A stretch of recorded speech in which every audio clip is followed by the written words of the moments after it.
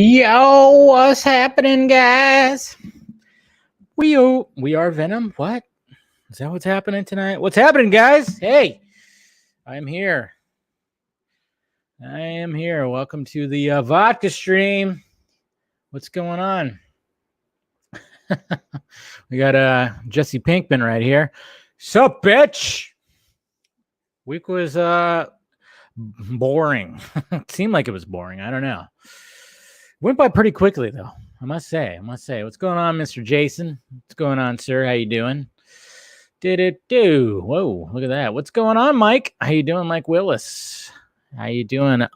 Ollie Cultivated, huh? Interesting.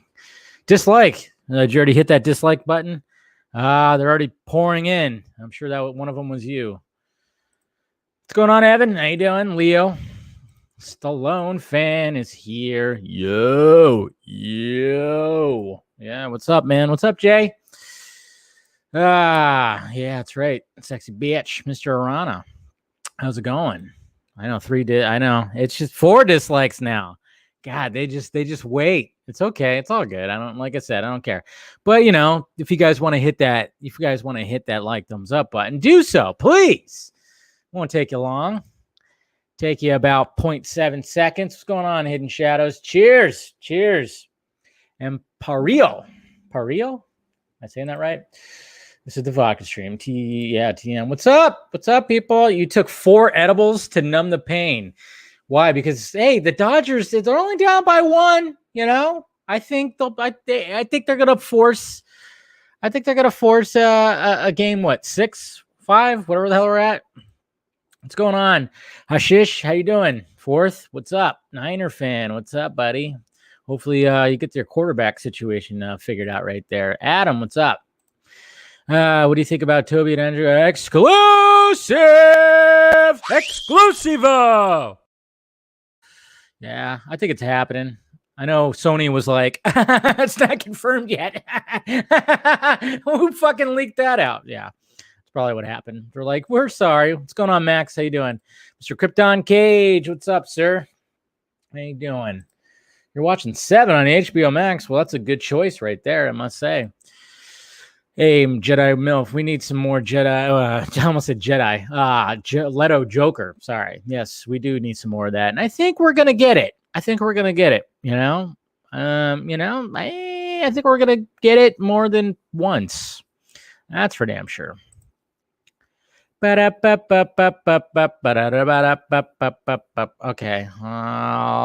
at the end. Stupid.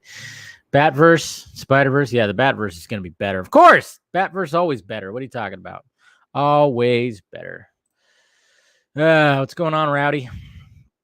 It was pretty good. Pretty good week. Nothing bad. Can't complain. Hey, Mr. Shaking, what's going on, sir? Doing them magic tricks, making those deck vanishes.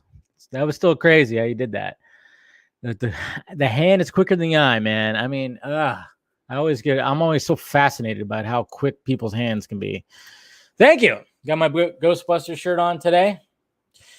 Not a new one. Had it for a little bit, as I like to feel myself up. Pattinson better say what's up. What's in the box? And Batman. What's in the box? Imagine if Joker Leto in the nightmare was Leto's long hair. That's what I'm saying. And he also has a beard too. Can you imagine a green beard? What if he had the beard as well? Green beard, green long hair. Wouldn't that be insane? More Joker confirmed by Dave. Of course. Exclusivo. No, I don't know. I mean, I it's more of just hoping. What's going on, George? More just hoping, that's all. Estimate for when you expect it. Who knows, man? It seems like they're just holding back on that. I don't get it. Yep, it's the Marshmallow Man. Dude, and you got the Ecto one and everything in there. They're all there. Got the guys there too. They're standing there with their proton packs. I know, they're heated up. I still haven't received the shirt yet. It's supposed to be on its way. I'm going to check the shirt out, make sure the shirt looks good, and then I'll put them, I'll, of course, put them in the Film Junkee closet, which, whoops, whoop, what am I looking at? Wrong ones here. Which will be placed here, with the other shirts that I have.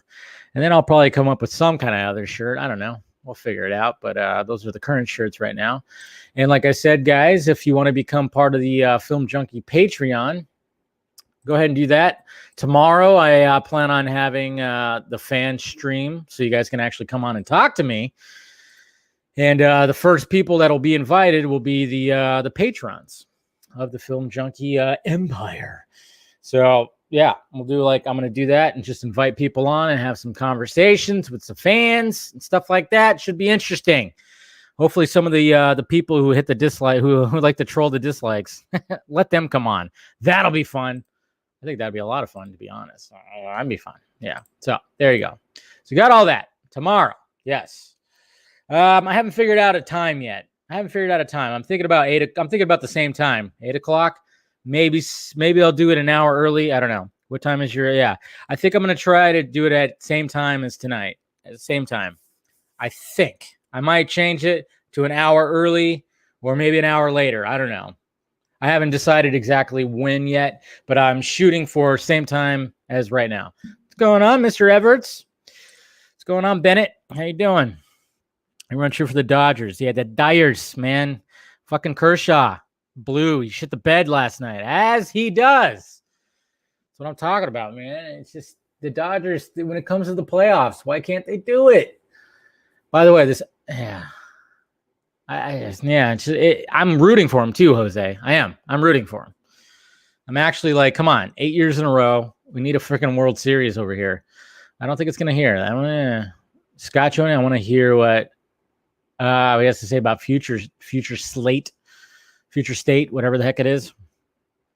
Yeah, I haven't really looked into that. I've looked into that a little bit, but I didn't really dive into it. I should have, but I know Batman is Lucius Fox's son or something like that. The new Batman. That's the only one I really looked at was Batman. It's the only one I really heard about. It was like Lucius Fox's son or nephew or something like that.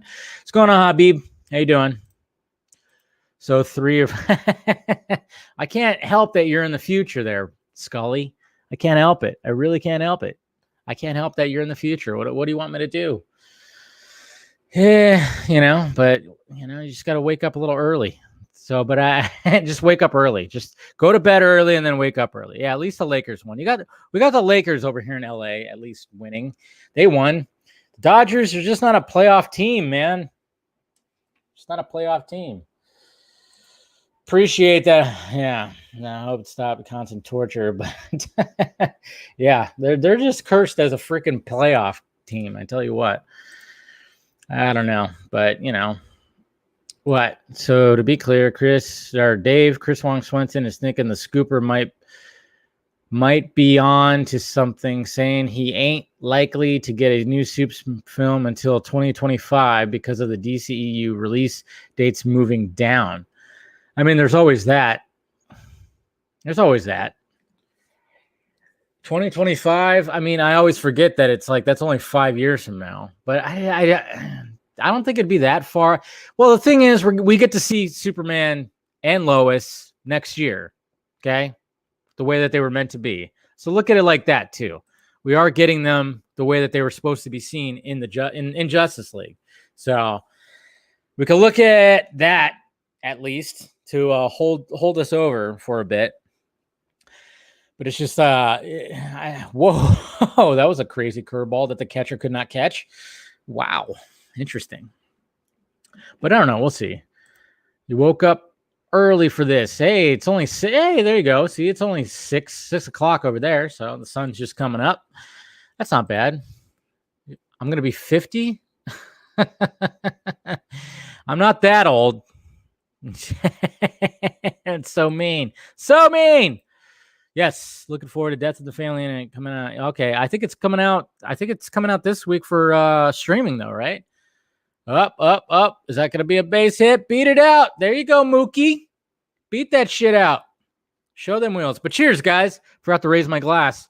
Cheers to Friday. You know me. I love my Fridays. And I finally got I got a little something right there to add to the ambiance of the vodka stream. a little signage because I have this idea that I'm hoping to have like a different kind of setup when it comes to the vodka stream.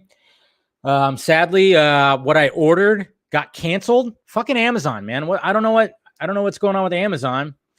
So I ordered something. I ordered furniture. Okay, I ordered furniture, and it said it was going to be here between the 15th and the 22nd.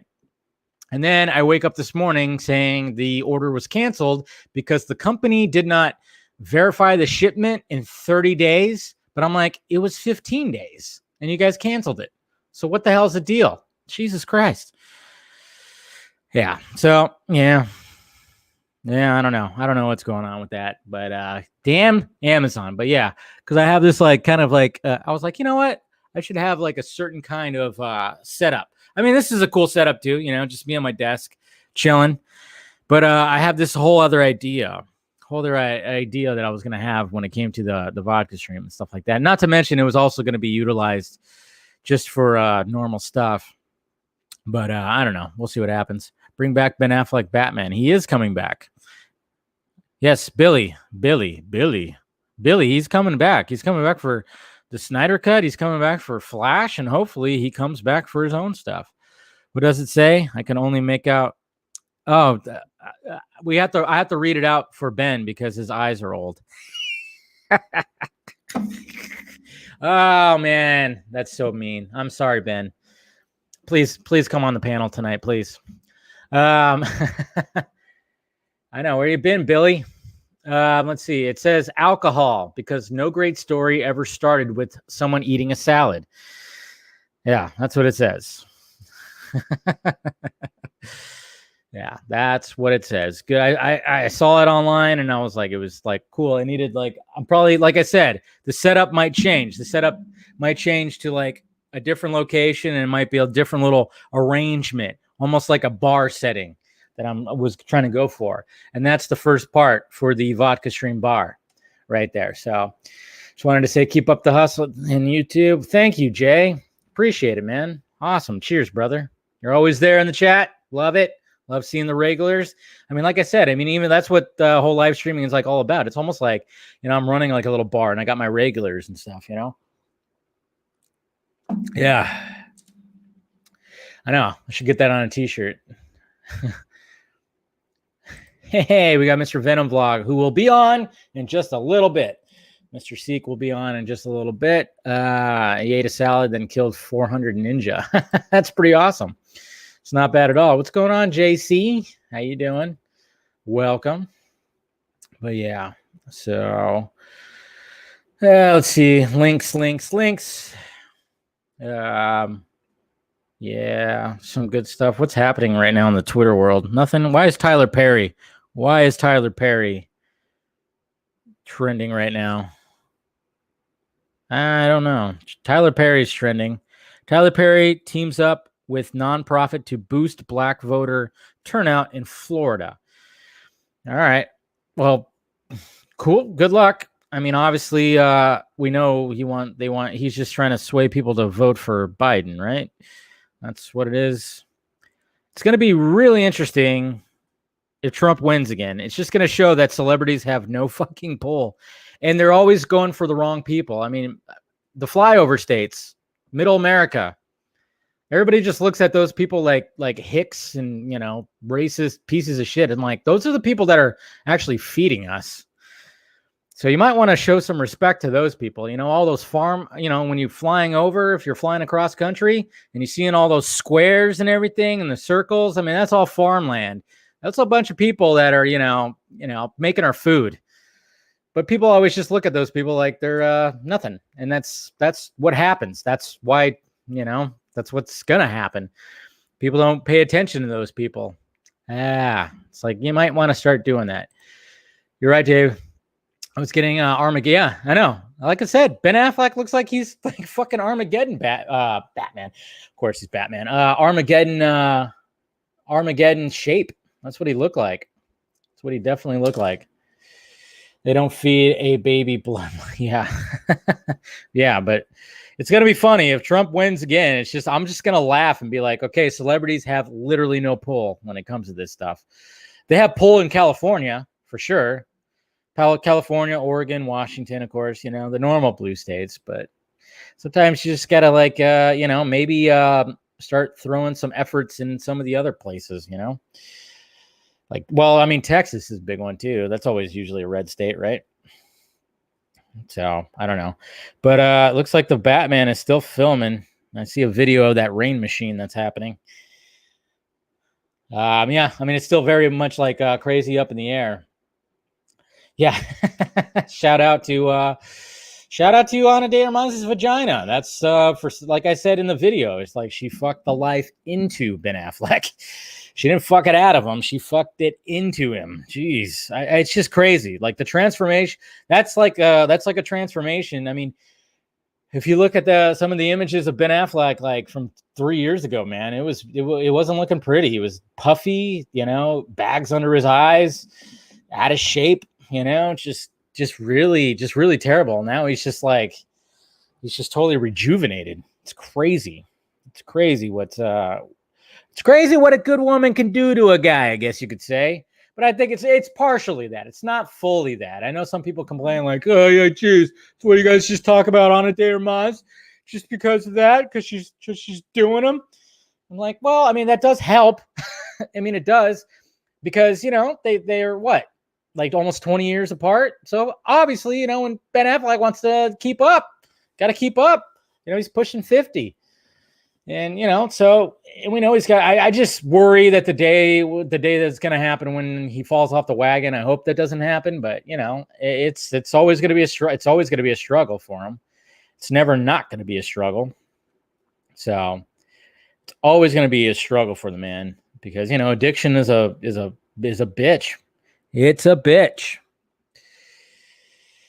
And like I've heard stories, yeah, he's just really got into, drinking and gambling.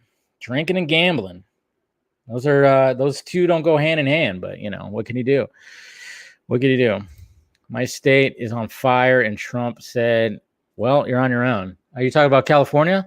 Yeah, but the thing is, Jose, he tries. The thing is, sometimes he tries, and yeah, enough about politics, but I'm just saying, sometimes he goes, hey, you need to do this, and the leaders hate him so much that they don't take any advice. They want to do everything that pushes back against them. That's where I go, come on, can we just work together here? I know you hate him, but let's kind of work together, because the way that they handle the forestry stuff is really shitty around here. I mean, there's forests all over this country and they're not on fire. Why, California is always California's just poorly ran. Newsom sucks. Newsom definitely sucks. So we need to get Arnie back. He needs to be the governor again. Come on, do it. Come on. I'll clean it up and I'll take on Trump too. Big old pumpkin head. Let's do it. Just the time. Jingle all the way. Watch it. It's the best Christmas movie ever. All right. Who am I inviting here? Uh-oh. Okay, hold on. Wow. Arnold should definitely terminate these fires. Yeah, I know. Can you imagine? It'd be badass to see Arnold Schwarzenegger. If obviously, he could still pull it off, but he has a stogie in his mouth and he's just got a fire hose. Just oh, that'd be sweet. What the fuck, Ben? What are you posting? Mr. Everett's being a little pervy for Miss Billie Eilish, who apparently is got the Joker hair going, and she's not wearing a baggy sweatshirt. And yes, I guess we can. It's okay to say, because she's 18, she's voluptuous. Which was what she's been hiding underneath all the baggy clothes. But Ben, you're a pervert.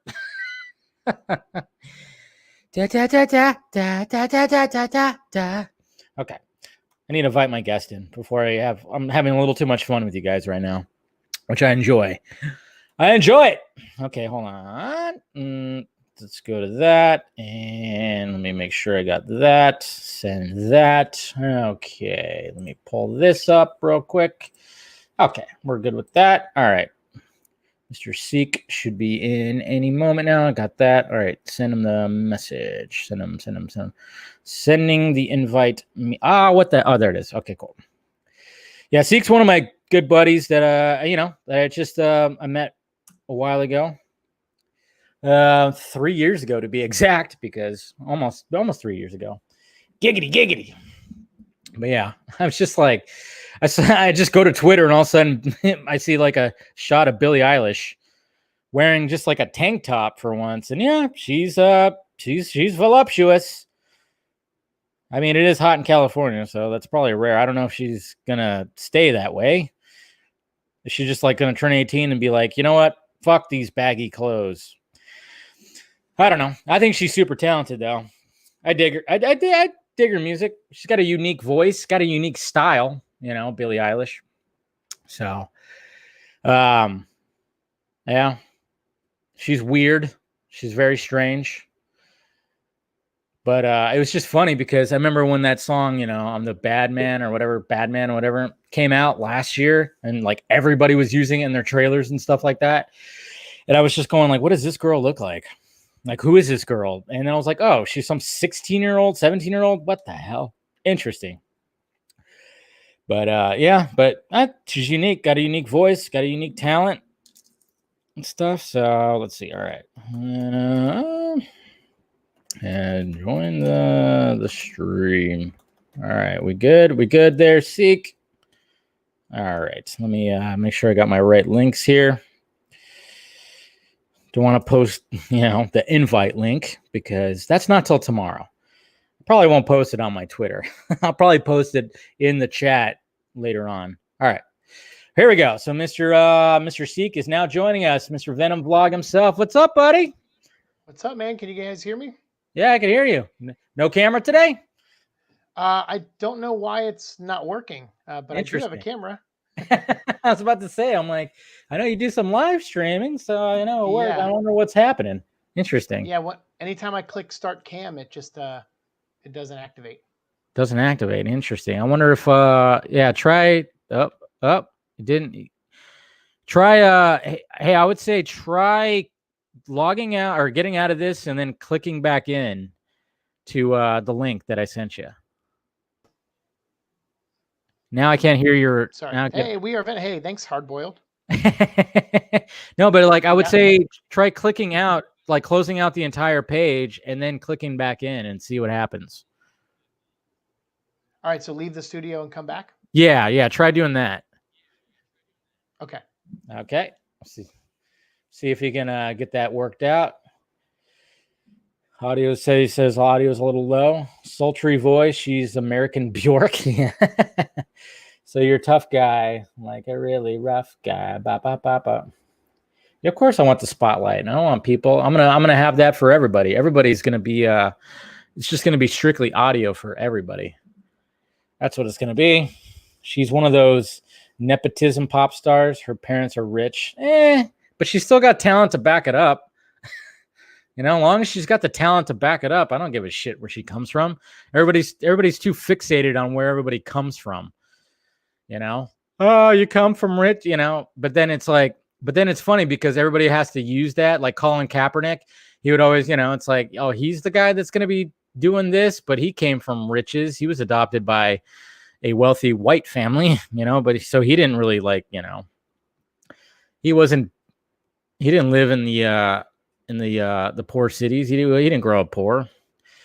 I know, but everybody fixates on, of course, where everybody comes from. But hey, if you got the talent to back it up, and at one point, Colin Kaepernick did have the talent to back up whatever, but I don't know what happened to him.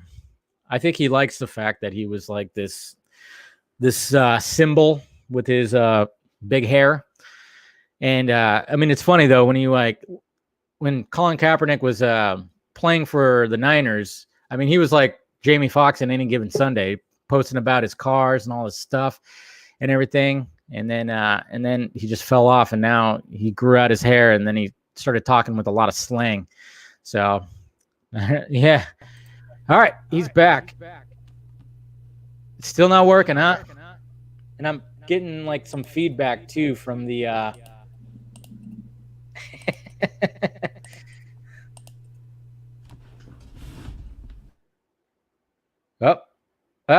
He's trying. Device is not connected. We're having some technical difficulties. Still not working, huh? Well, the camera's not, but everything else is. Yeah, everything else is working pretty good. As long it's right. You're not guys aren't missing anything with my face. It's fine, buddy. I wonder why it's not working. It's interesting. It's my webcam on my camera my PC has been having problems lately, so Oh, I had has to it? order a new one. But it looks like it might have finally just died. It just died on you? I Yeah. think so. That's what happens. Yeah. I mean, there's nothing wrong with upgrading. I mean, I did that not too long ago. Upgraded all my stuff, my mic, my camera, everything. And it's always nice to. Anyways, Mr. Siike, Mr. Venom Vlog, how you doing, sir? How's life in Florida? It's good. It's the opposite of California. It's not on fire. It's always wet here. It's not on fire and everything's open. They're telling me to speak louder. Can you guys not hear me too well? Well, I think your audio is a little low, so I don't know if like whatever microphone you have, if you could turn up maybe just a skosh or two. All right. Yeah, I think that's just all. It just sounds like it's just a little low. That's it. Let me try. How's that? Is that any better? Sounds a little bit better. Okay. Yeah. It could just be. I mean, I don't know. The mic might have went out too. Nah, I think you're fine. I mean, I could hear you pretty good, so Okay. so hopefully it should be all right. But there is a little bit of feedback though. I think I'm hearing a little bit of my voice though. That's the only thing. I have but yeah. headphones on, so that Oh, is that what? shouldn't be. Okay. Yeah, that shouldn't be. Maybe the I'm case. too loud. Well, Jose just likes to bust my balls, and say I'm yelling too much. But all right. So, anyways, Mr. Siike. Okay, so yeah, Florida's happening. Funny. I mean, how Siike and I know each other. And speaking of Venom Vlog, let's make sure you guys subscribe to his channel. He, of course, covers everything Venom, which I know I want to talk about. I know a lot of people want to know exactly what's going on with Venom 2. So we'll talk about that in a bit. But yeah, I mean, he's got many episodes with the Venom Vlog. He does some Transformer stuff, covers a bunch of things and everything. So there's his channel right there. The Venom Vlog. He's even had the privilege to meet the man himself, Tom Hardy, which I'm totally jealous. And Tom Hardy even knew about his YouTube channel. I still remember when you told me about that. That was crazy. He had the video of that too, right, on your Instagram? Yes, I had the video of meeting him, and the video. It's on my YouTube as well. Okay. Yeah, I mean, like Tom Hardy's literally like, "Oh, you're Venom Vlog," like, "Oh, I know you." So that's just awesome stuff, especially because that was just like a last minute thing. That was still when you lived in California and you were like, I'm just gonna drive up to San Francisco and check it out, right? That's what happened. Yeah, pretty much. Yeah. And yeah, for everyone who's saying I'm still low, like I apologize. I don't know what else to do. Like my head is right next to my computer. Yeah. Yeah. Some technical difficulties, but it's just it just happens. I don't know. Now I'm hearing myself.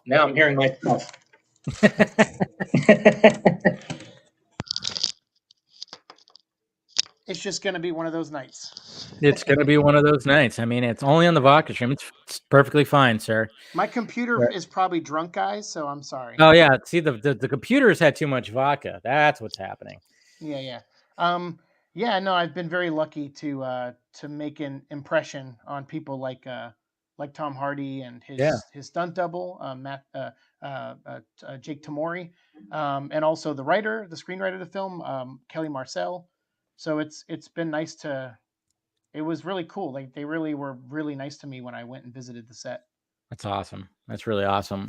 I mean, it's always nice too, and when we do this stuff, when we do this kind of stuff, and then you get recognized by the people that I mean, I have a similar thing with me when I met Snyder for the first time. I mean, after he signed my stuff, he just looked at me and said, "Hey, I appreciate what you do. I appreciate what you do." Oh, look at that, Dodgers taking the lead.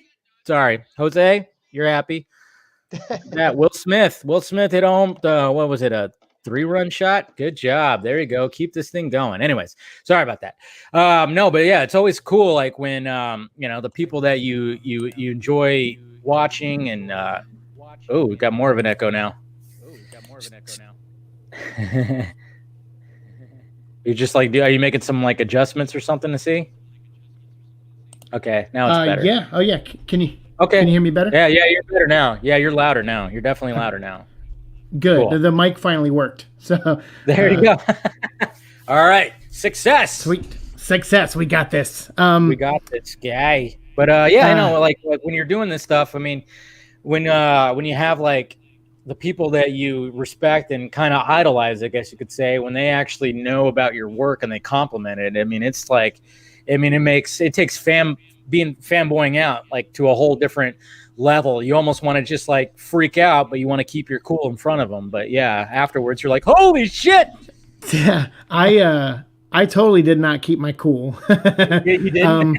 No, well, I mean, because now Tom and I have met a couple times. I actually watched the first Venom movie with Tom sitting right behind me. No shit, I didn't know about that. Yeah, because that was one that, you know me, like every time I get a screening, I try to invite you or one of my other friends, and I didn't know what the screening was going to be, and I just knew it was Venom, but I just didn't know like to what, like if it was going to be producers were there or whatever. But when Tom showed up, so that was my first time meeting him, and then so he already kind of knew me from that. But then when I went to the set, it was more like that was more of an email exchange of like, hey, we're filming, you know, in San Francisco kind of thing. And I'm like, yeah, I'll come up. And it was like 2 weeks after I had surgery. So it like, I was really shouldn't have taken that trip, but in the end it was good. And I see people in the, and I see people in the comments, you know, like, you know, they didn't like the movie or that, you know, they thought it was meh or whatever. And I mean, it's to me, I wasn't looking for some like groundbreaking, amazing, mind-blowing movie. When I mean, to me, it's Venom. Like I know I do a show on Venom, but Venom isn't like this perfect character. He doesn't have a perfect comic history. He's got a very convoluted one, and for being only 30 years old, he's got a very complicated and convoluted history. But I like that about him, and I think the takeaway for me was that I saw an actor like Tom Hardy's level, who I'm a huge fan of, and I have been for years. For him to take the role and just commit to it. Like, I mean, you could have given that role to anybody, and I don't know if they would have committed to it as much as he did. And that's great because Eddie Brock is a character that is beloved by fans, but he's not like a household name, but he is now. That movie made almost $1 billion. Yeah. So people know who he is. Yeah. Right. So now Venom's a household name. So to me, it's like the movie did its job, and now that Andy Serkis is on for the second one and Woody Harrelson, like I have higher hopes for the second one. I know. So what's going on with the second one right now? I mean, it seems like when the pandemic hit, it was just like, okay, what's going on with productions? I mean, obviously productions are, you know, they're kind of suffering a little bit right now. But you know, I mean, like movies like Morbius, I was like, what the fuck's happening with Morbius? And then all of a sudden I saw something posted today on the Morbius updates Twitter where they posted recording of the score, which sounded amazing. And but that was like the first time I've seen anything about that movie, you know, in months. And then the last thing that we kind of saw with Venom 2 was, I know Tom Hardy likes to post things that he shouldn't post, I guess. He's really bad. He's really bad at the whole social media thing when it comes to posting things he shouldn't, because he seems like he just like, hey, we're going to post an image of this. And before even Andy Serkis took the job, he posted an image of Andy Serkis, and then all of a sudden it got removed. So what's the status right now? What are you hearing? Well, I don't know if I can say everything that I know, but the movie did finish filming. Like I think there was actually, it was funny. There was an article that came out from a semi-major comic fandom, you know, website, and they said, oh, the movie's going to go into reshoot soon, and you know, during COVID and all that. And I'm like, where are you getting that I just called them out. I was like, where are you getting that information? Because that's bullshit. They finished filming the movie, and they actually squeezed in a few reshoots right before COVID hit, when they had the last few days in San Francisco. They got a few pickup shots in there. So yeah, there's a chance that after, now that they've spent so much time working on it and editing it, that they may need to go back and do a couple more things, but it's mostly done.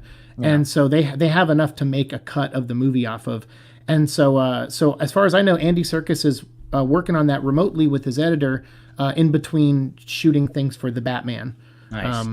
And so he posted an update on his Instagram a while ago. And you say, it's funny, you say Tom Hardy's bad at the social media thing. I actually think he's intentionally looks to seem like he's bad at it, but So it's part of their marketing for sure. yeah, it's like a Tom Holland thing. Like Tom Holland accidentally leaks this, or it spoils this, or whatever the hell. Yeah.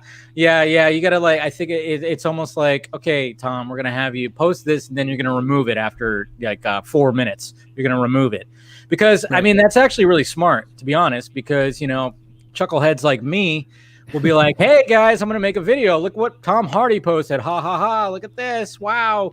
And you're going to see this in the movie, and Andy Serkis and blah blah blah. So that's actually not a bad marketing strategy, to be honest. I mean, it's cheap. It's cheap. You don't have you don't have to contact these websites. You don't have to leak anything out to through sources. Like, you can just have him do it, keep it up for 20 minutes, delete it, and enough people have seen it that they do all the work for you. Yeah. See, which is smart. It's very smart. I mean, in this day and age, trying to build up hype and get something behind everything. I mean, it's. I mean, what was the release date for Venom 2? Was there ever a set release date, or it was like 10 days ago. It was October 5th. No shit. October 2nd. I'm sorry. October 5th was the first movie came out. October 2nd. So 2 Fridays ago, this movie was supposed to come out. And, wow. And so we did like a celebration video on my channel for that. We were like, hey, let's celebrate 2-year anniversary of the first Venom movie and the day that the second one was supposed to come out. We kind of did it together. But yeah, the Morbius thing, I made a video on that the other day, because on the Venom vlog, now we cover everything that's in what I call the Venom verse. Yeah. So Morbius and Spider-Man 3, like these, and Into the Spider-Verse 2, these are all going to be things that will somehow kind of be part of the Sony tapestry. So it's kind of helped me grow my show and talk about other characters. So Morbius, they're scoring it right now, and that should, one thing we can learn from that as far as filmmaking goes is, like, Morbius was supposed to come out in I think June or July of this past year, right before Comic-Con. So if they're scoring it now, which is one of the final steps of filmmaking, is they'll get a cut together and score it. That must mean it took an additional 4 months from release to get to the scoring part. So that should I've been applying that to Venom. So that means Venom is probably still another 4 months away from getting to its scoring part as well. Okay. So that should give us a rough timeline. It's not an exact, but we're grasping for straws for information here, because like some head of Sony executive guy came out like a month ago, and I made a video on this where he said that as long as there's COVID going on and theaters aren't getting packed, they don't plan to release any movies, because especially tentpole movies, because they just can't afford to lose a single dime on them. But kind of my issue is like, we just heard 543 Regal Cinemas closed in the U.S. Yeah. And there's only about 3,200 theaters in the U.S., and we just lost 500 of them. So if this keeps going and we lose another 500 more, it doesn't matter what movie you're releasing, Avatar, another Justice League, like, it doesn't matter. They can't hit $1 billion off 2,000 screens. Nope. Like, it's not going to work. Yeah, so they need to figure something out.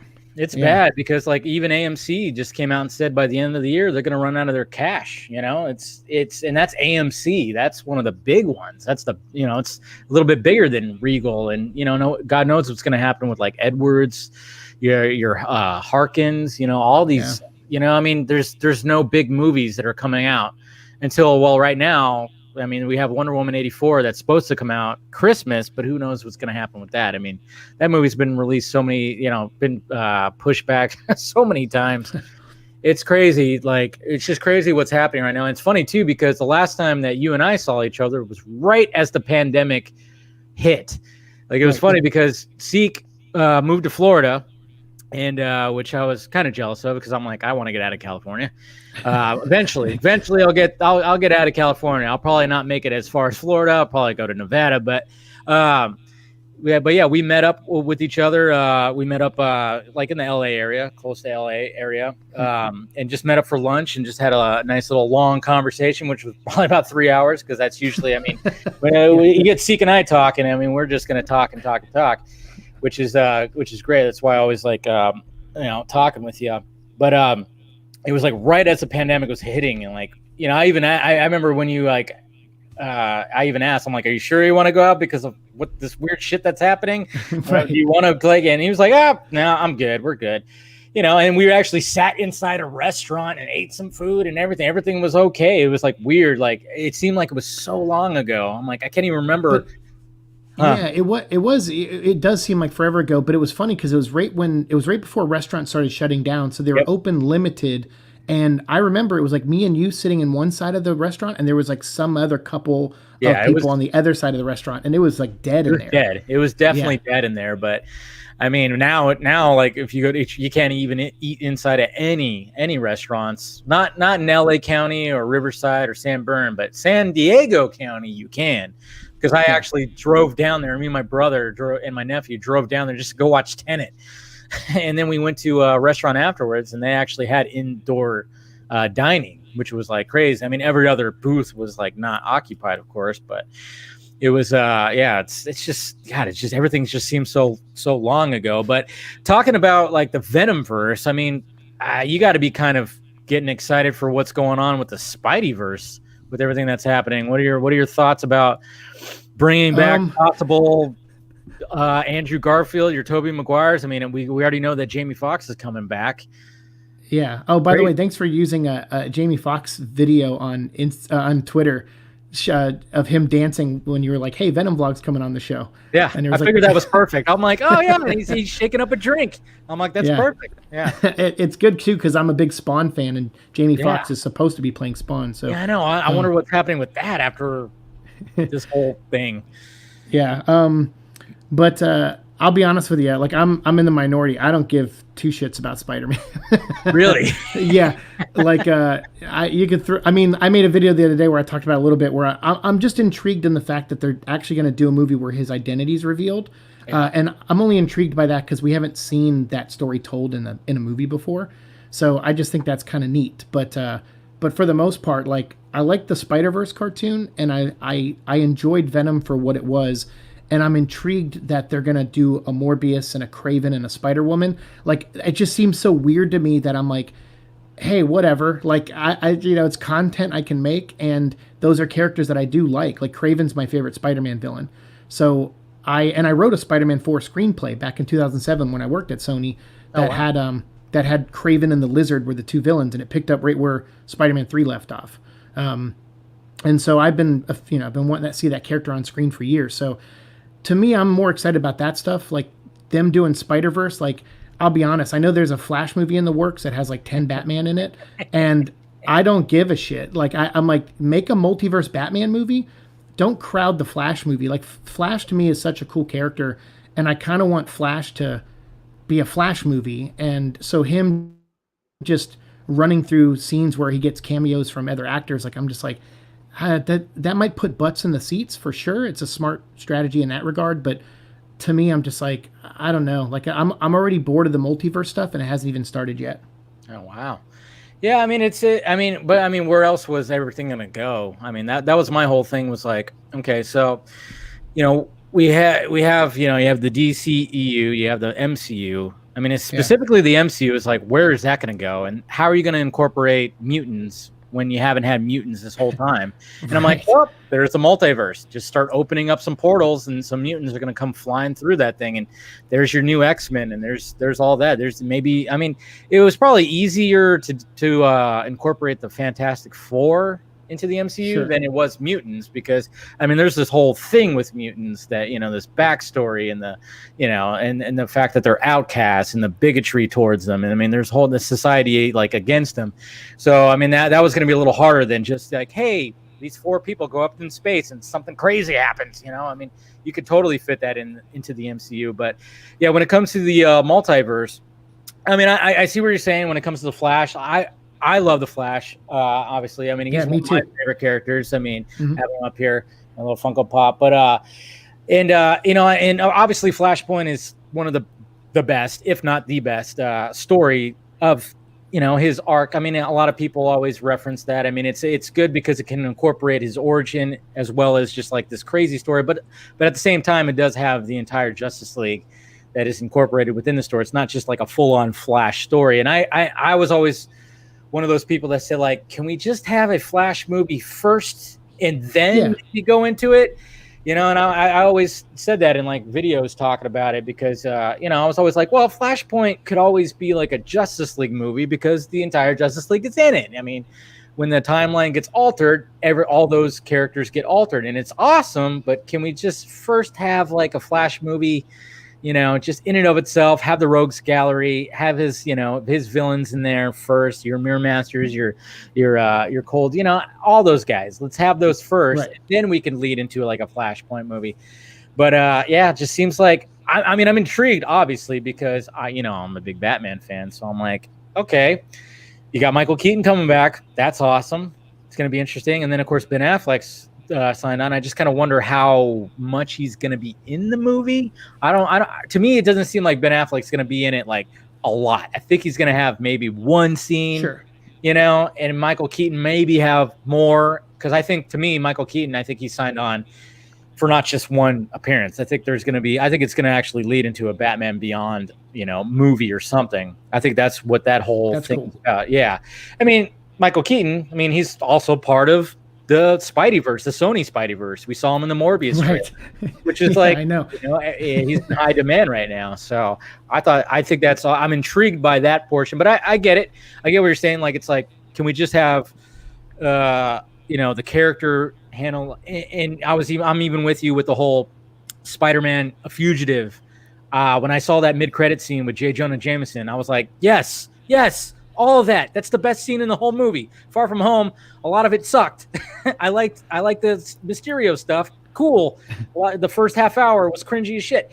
But I loved that mid-credit scene because I was like, okay, finally, we're going to get something unique here, leading in. And then all of a sudden it's like, well, Doctor Strange and possibly all these other Spider-Man, which I'm also intrigued by. I'm excited for. But yeah, I kind of wish we can have something first and then maybe lead into the big team-up movie. Well, that's why I'm hoping that the Spider-Man 3 movie, because in my video when I made it the other day, I did talk about the potential for the multiverse, but I'm kind of hoping they just don't go that route and that Jamie Foxx just plays, a different version of Electro, obviously, and bringing Doctor Strange in. I mean, the thing I'm kind of more worried about is there's a very infamous Spider-Man story called One More Day. Which is probably one of the worst Spider-Man stories ever written, and that's very much about Peter Parker having his identity known by everyone in the world, and him going to Doctor Strange and like Mephisto to kind of undo it. And so my concern is that they're going to do a version of One More Day where Doctor Strange kind of puts this fog on everyone so they don't remember Peter's Spider-Man anymore. And to me, that's just too easy for the character. Like it's I don't like shortcuts in storytelling, and I don't like when things aren't earned. And that's where I kind of rail against the Flashpoint for the first Flash movie. Like you, I'm like, well, I want to see him kind of established first, and then the movie. And then people always go, well, if you want to know the Flash's origin and see his villains, you can watch the TV show. And I go, you're right. So then why not just do Flashpoint in the TV show then? Which they kind of did a little bit. Yeah, but they did. So to me, I'm just like, then what do we need the movie for? So so I go back and forth, but I like when things are earned. And a lot of times these companies, they want to rush to the thing that everybody wants. And I'm not saying they can't do it successfully, but I feel like they're working against themselves when they do that. So I just hope that Spider-Man 3 isn't some weird convoluted mess. They already have the Spider-Verse. It's a cartoon. That's a great representation of the multiverse for Spider-Man, and I hope they just keep that going. And then for the live action, I don't know, just figure out a way for him and Spider-Man or him and Venom to be on screen together, and then that's all you need to do. Yeah, I think that's what a lot of people are kind of hoping for too. But I know a lot of people would actually prefer Andrew Garfield's Spider-Man and take on Tom Hardy's Venom more than Tom Holland. Sure. Yeah, I mean, when you watch like Venom and you watch, it seems like he would fit more in the Andrew Garfield universe than the Tom Holland universe. It seems like that's Tonally.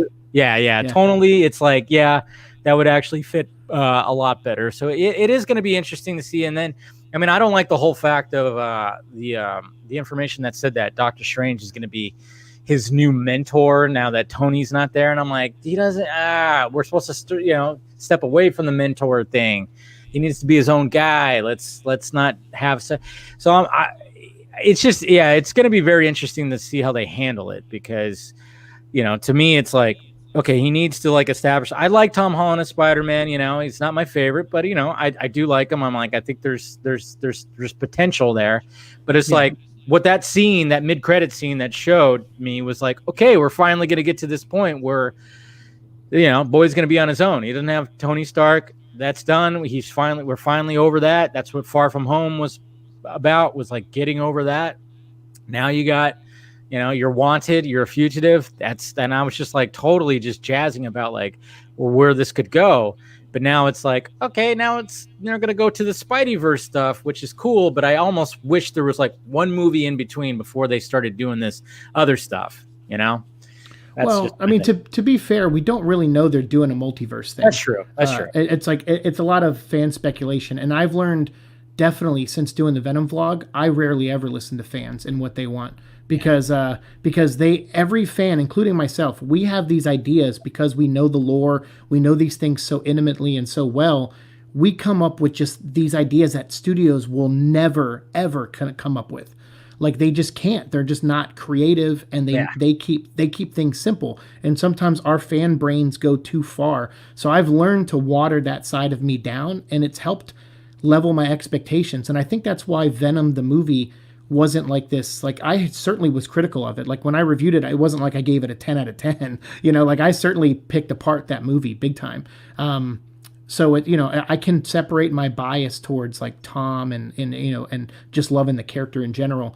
But there are things where I'm like, now that I've seen the first movie, it's set the tone of like what I'm going to expect from Morbius, what I'm going to expect for Spider-Man 3 and Venom 2. Although I think Venom 2 has the biggest chance to surprise me because of Andy Serkis. Yeah. I think he might actually pull a performance out of these other actors other than Tom, because I felt like in the first Venom movie, Tom was like in his own movie and everybody else just wasn't in the same movie.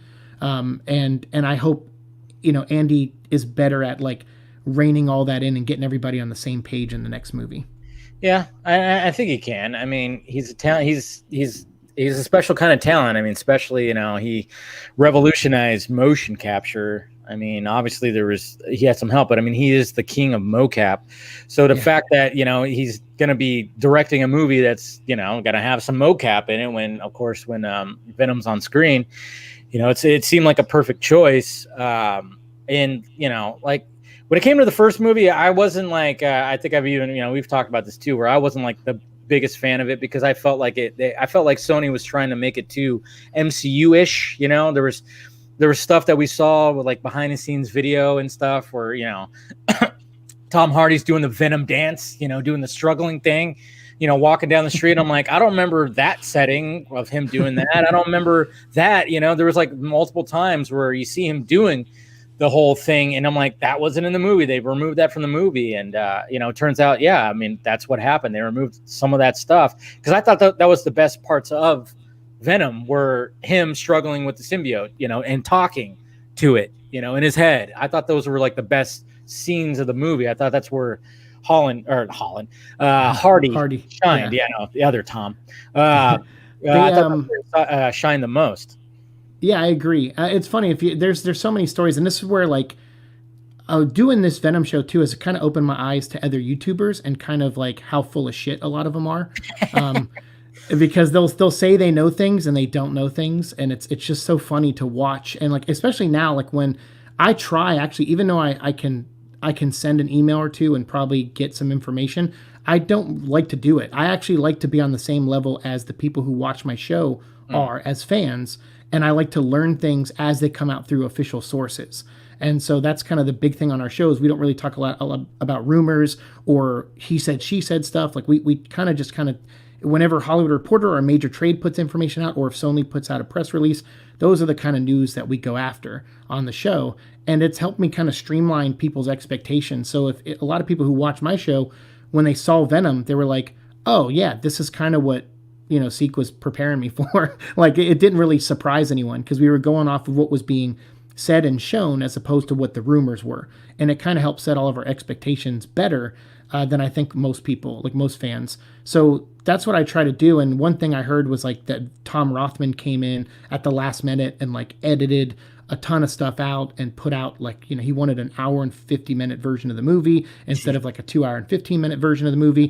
And you hear all these things, but you're like, well, I don't know if that's true or not, because when I go watch the Spider-Verse movie, and I like to watch movies with commentary tracks, so I watched that movie with the commentary track, and Phil Lord and Chris Miller actually mentioned Tom Rothman 3 or 4 times in that commentary track, and they point out things that happen in the movie that I think I thought were cool and that were really great ideas in the movie. And they said, oh, that was Tom Rothman's idea.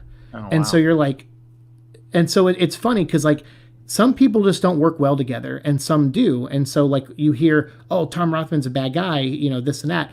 But it's like, okay, well, according to Phil Lord and Chris Miller, they had a great time working with him and they put out a movie that won an Academy Award, yeah. So it comes down to the egos and how people work and kind of work ethic and stuff like that. And as someone who's worked on movie sets and worked in comic books and all these things, like I know what it's like to work with people and for people that you don't get along with, and that can lead to bad experiences like you've been covering lately with Ray Fisher and everything like that. Yeah. Like it's awful. Like I've been treated like I actually was literally up to my waist in cow shit on a video shoot one time, and I got super sick. And wow. Nobody gave a shit. They told me to get back out there and set more things up. And I'm not kidding. I was in a field that rained the whole day before, and it was like just full of cow patties everywhere. So it was water up to my waist with shit all in it. Oh, and I had to keep going in and out of that to like set things up.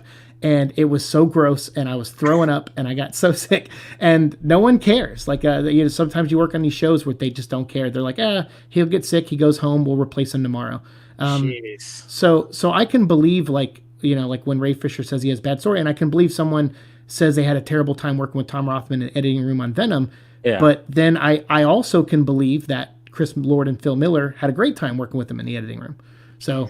Yeah, it's very interesting because I mean we've talked about the Jeff Johns thing too, and you said like you've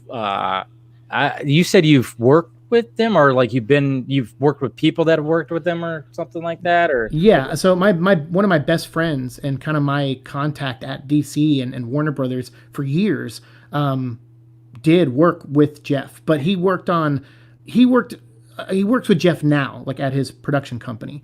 But before he worked just at Warner Brothers and DC with everybody. But he worked on like Titans, the TV show Titans, okay. And Swamp Thing and Doom Patrol. So he mainly kind of stayed in his own corner and worked on those things. But yeah, so I know people that have had bad experiences with Jeff as far as like they just say like, oh, he's very stuck in like his ways as far as like his passion, because he's kind of an encyclopedia for DC characters. Of course.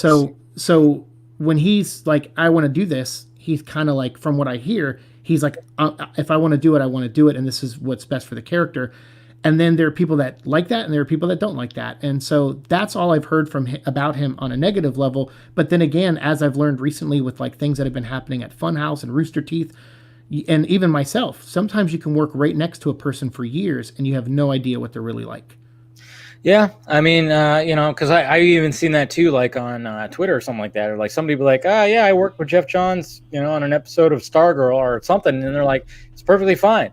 But then all of a sudden I'm like hearing, the Ray Fisher stuff, and then I've heard from 2 other sources, they're like, yeah, he was just a total piece of shit.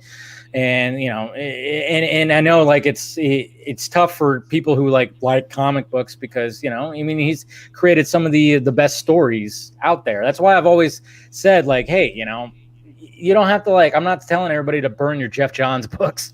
You don't have to do that. I mean, I respect the man for creating some of the best stories that DC has to offer.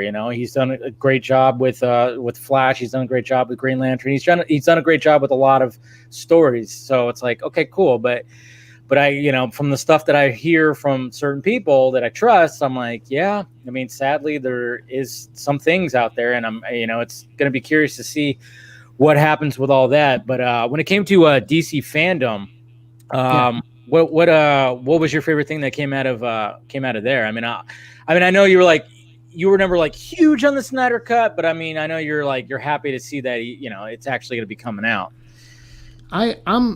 Here's the thing is like I'm not. I mean, like I've said this before. Like I'm very critical of Snyder's DC movies. I love all of his other movies. Yeah. I really do. Actually, I own them all. I own his whole library of movies, except for Guardians of Gahul. I don't own it, but I did see it. See it. That's like I always forget about that one. Like, oh yeah, that's right. He made an Al movie that's like animated. What the hell? I keep forgetting. Yeah. It's good, but I just don't own it. But yeah, I'm just I'm very particular in my DC characters, and it just wasn't. It felt like more was inspired by the John Byrne era of Superman, which I'm just not a fan of. That's the stuff I read growing up, and I didn't like Superman until post Crisis, post John Byrne, when Dan Jurgens and Louis Simonson started coming in. So to me, it just didn't fit for my needs or my likes. But what I have noticed is the fandom I felt has been like a fandom that unlike any I've ever seen before. Yeah. The stuff that people in the Snyder Cut fandom have done as far as raising money for charities, creating billboards, promoting this thing, making noise. You guys willed this into existence, and I'm not kidding, man. I've been fighting for the Crow City of Angels 2, the Tim Pope cut. That's right. You told me about that. I've been fighting for that for like 15, 20 years. and I'm never going to see that movie. And that movie was just brutalized by Harvey Weinstein. He cut the shit out of that movie down to like an hour and 25-minute piece of shit. And it was supposed to be like this 2 hour and 20-minute awesome thing. And so I've been there, and I just was like, man, I see this effort. I hope it's worth it to them. And when I saw that announcement that the movie was coming out, I just felt good for you and the people that you have on your show. Yeah. Like, because that's my only window into the Snyder Cut fandom is really your show. I don't really watch like Chris Wong and all these other guys or what's that Scottish guy's name? I like him, but he's Scottish. Shaker. That's not his real name. Gob. Yeah, Film Gob. I was like, I've seen a couple. Oh yeah, Film Gob. Yeah. I've seen a couple of his videos. Yeah, Fourth 1000. I know it's crazy, right? People have opinions when they don't like Snyder's stuff, but they like Venom movie. It's crazy, right? It's like, welcome to the world of opinions. I can't wait till you grow up and have some of your own. That you know what? Fourth he hates everything. He pushes back. He's always in my chat, but he hates like everything. It's crazy. I mean, it's fine. I deal with this on my channel all the time. Oh, yeah. It's like, I don't love Venom. I didn't give it a high score. Actually, I didn't give it a much higher of a score than I gave Batman vs Superman. Yeah. So it's not like I love the movie. I just love the character. Yeah. So and I love Tom Hardy. So anyway, but that aside, to me, that fandom has been amazing, and the stuff you guys accomplish has been awesome. So yeah, when they announced that at the fandom, I mean, I felt like watching your show leading up to fandom. You guys seemed to know that it was coming. Oh yeah, you guys. Yeah. Well, actually, before fandom happened, it was in May, and it was like, well, it was crazy because, he was supposed to have this live Man of Steel watch that was going to happen in June, which was supposed to be like the anniversary of Man of Steel. Right. And then all of a sudden it was like, okay, so Umberto, Scoopy Pants. I hate that guy. Yeah, everybody does. All of a sudden, like, I think on that Saturday before, it was like before May 20th, all of a sudden he catches wind of, I think this thing's happening. And he posts something, and then I start going, whoa. All of a sudden, like, the flags go up, like everything just starts going like, okay. So I start reaching out to my sources, and sure enough, my main source to Zack Snyder goes, you're going to want to watch on Wednesday. And I was like, oh shit, it's happening. Like, this was like over the weekend. So that's why it was like leading up to it. It was like, we were like, during like Film Junkee Live, I was having people on because we just knew this thing was going to happen. And everybody was buzzing about it. And then it happened. He announced it, and it was just like, wow, it was very surreal that it happened. And then when it came to Fandom, to see that trailer that he always intended to have, that had finished VFX. I mean, it was just like, wow, it's there. We have another trailer for the Snyder Cut. I mean, it says it right at the end, Snyder Cut. Crazy, it's there. And what were your thoughts on the trailer? For Snyder Cut, I mean, it did absolutely nothing for me. The song made me laugh. Yeah. I know the song is. I found out later that it's actually something kind of near and dear to him. Yep. And I didn't know that, but when I think of that song, I just think of how inappropriately it was used in Watchmen, because that was like one of it was one of my critiques of Watchmen. I was like, this is the song you're gonna play while they're having sex. Yeah. So, but I get it. It meant something to him, and like I said, that trailer wasn't really for me. It was for the fans, so they knew like, hey, you rung the bell, and we're answering the call. And it's and that was awesome. So seeing, my favorite thing about that was the trailer didn't do much for me, but I watched a lot of trailer reaction videos on that trailer, and seeing like Chris Wong and other people like getting emotional for it. That was the cool thing to me. I was like, hey, you know what? I don't appreciate it on the level these guys do, but it's cool to see fans rewarded. It really is, especially the efforts, like I said, the Snyder Cut fandom went to. So yeah, like when I tell people like, oh, I'm not a fan of the Snyder movies. I never said I hated them. I think I gave them each like a 5 and a 6 out of 10, and I gave Venom like a 6.5 out of 10. So it was like, I'm a very critical person. What can I say? But I still don't like. That doesn't mean I hate him. It doesn't mean I hate the fans.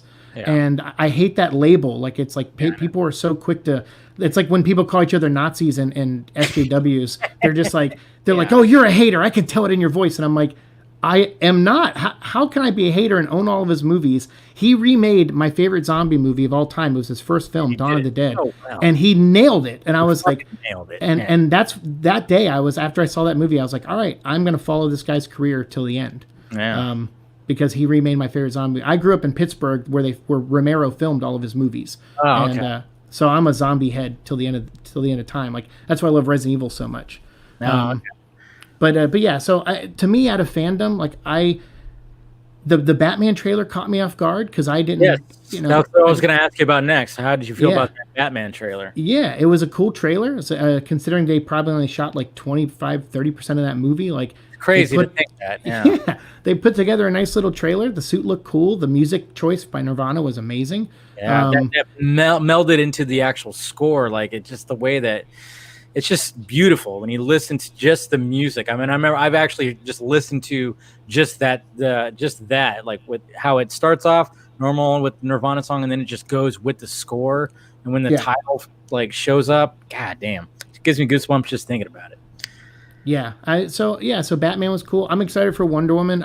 That was one of those situations where Gal Gadot, like, I remember before the first one came out, I was kind of like, I'm not sure this is going to be good. Like, I hope it is because I love the character. Yeah. And then that movie came out and I was like, hey, that was awesome. And they got Apache Chief in there. How the hell? Like, that's amazing. That like, I'm like an old school Super Friends fan. So I was like, oh my God. I like, that's crazy. Apache Chief is in this. So I ended up really loving that movie. And so I'm excited for the second one. I'm a big Cheetah fan. My neighbor, when I lived in California, she used to do the voice of Cheetah on a lot of the DC animated stuff. Oh, and really? We became really good friends. And so I did an interview with her one day because she did the voice of Cheetah on Injustice 2. And I was like, hey, will you come over and let me interview you? And I'll play like Injustice 2 as footage for the interview.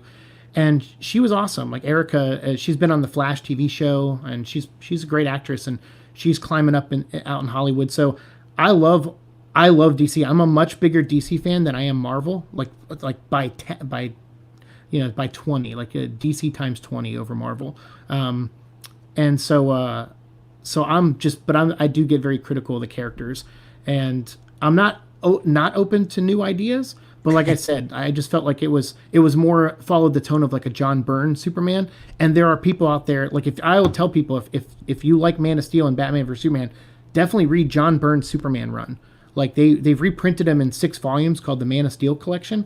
Mm-hmm. And if you like the Snyder stuff, like, you'll like the tone of that run. It's right up your alley. It's a very grounded look at Superman.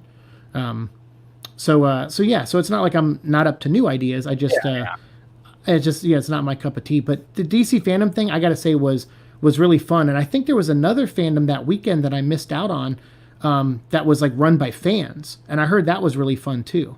Are you talking about the second day?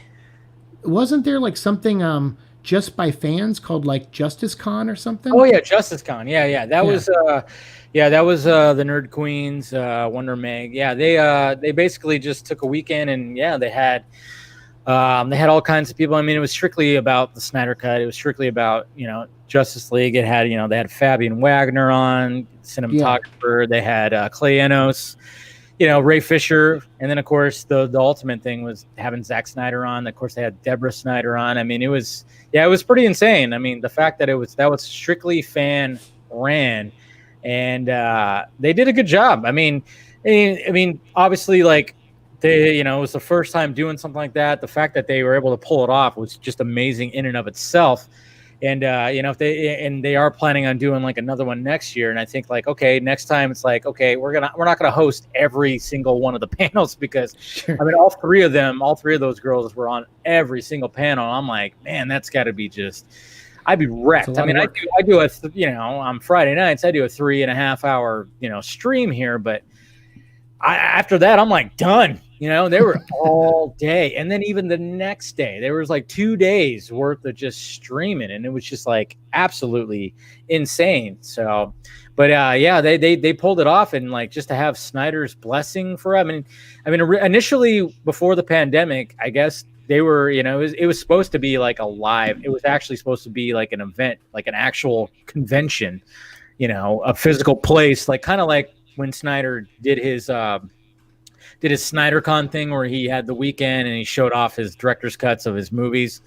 It was supposed to be like something like that. It was going to be something along the lines of that. But of course, with the pandemic happening, now it's like, okay, let's just do everything streaming. So the fact that, of course, there was like people that were hoping like, oh, yeah, what's he going to bring? Is he going to bring like footage? He's going to bring, but I mean, he showed Superman in the black suit. That's pretty much just to let you know, like, hey, guess what? In this version of Justice League, you're going to see Superman in the black and silver suit. I don't know. How do you feel about the black and silver suit? I mean, I know it's like, it's not the solar suit exactly, but, I mean, yeah, I don't know.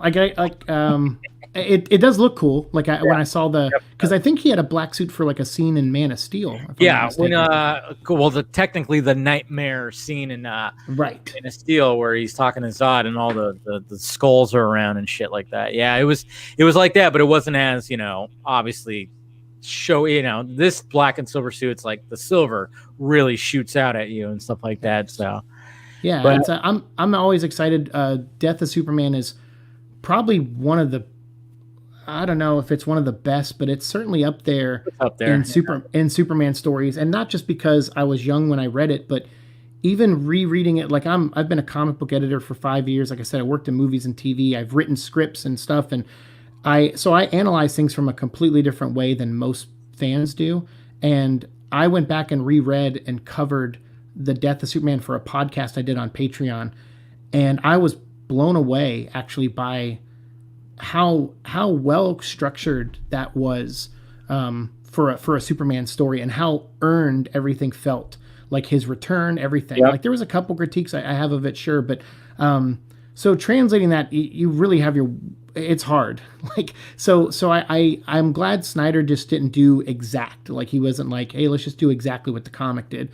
Like It's always good. It's always good to. That's why you hire these people like Snyder and Goyer to write it, or Terrio. Like you hire them because you want you want, one, the material to be in the best hands possible, and then two, you want them to bring something of their point of view to it.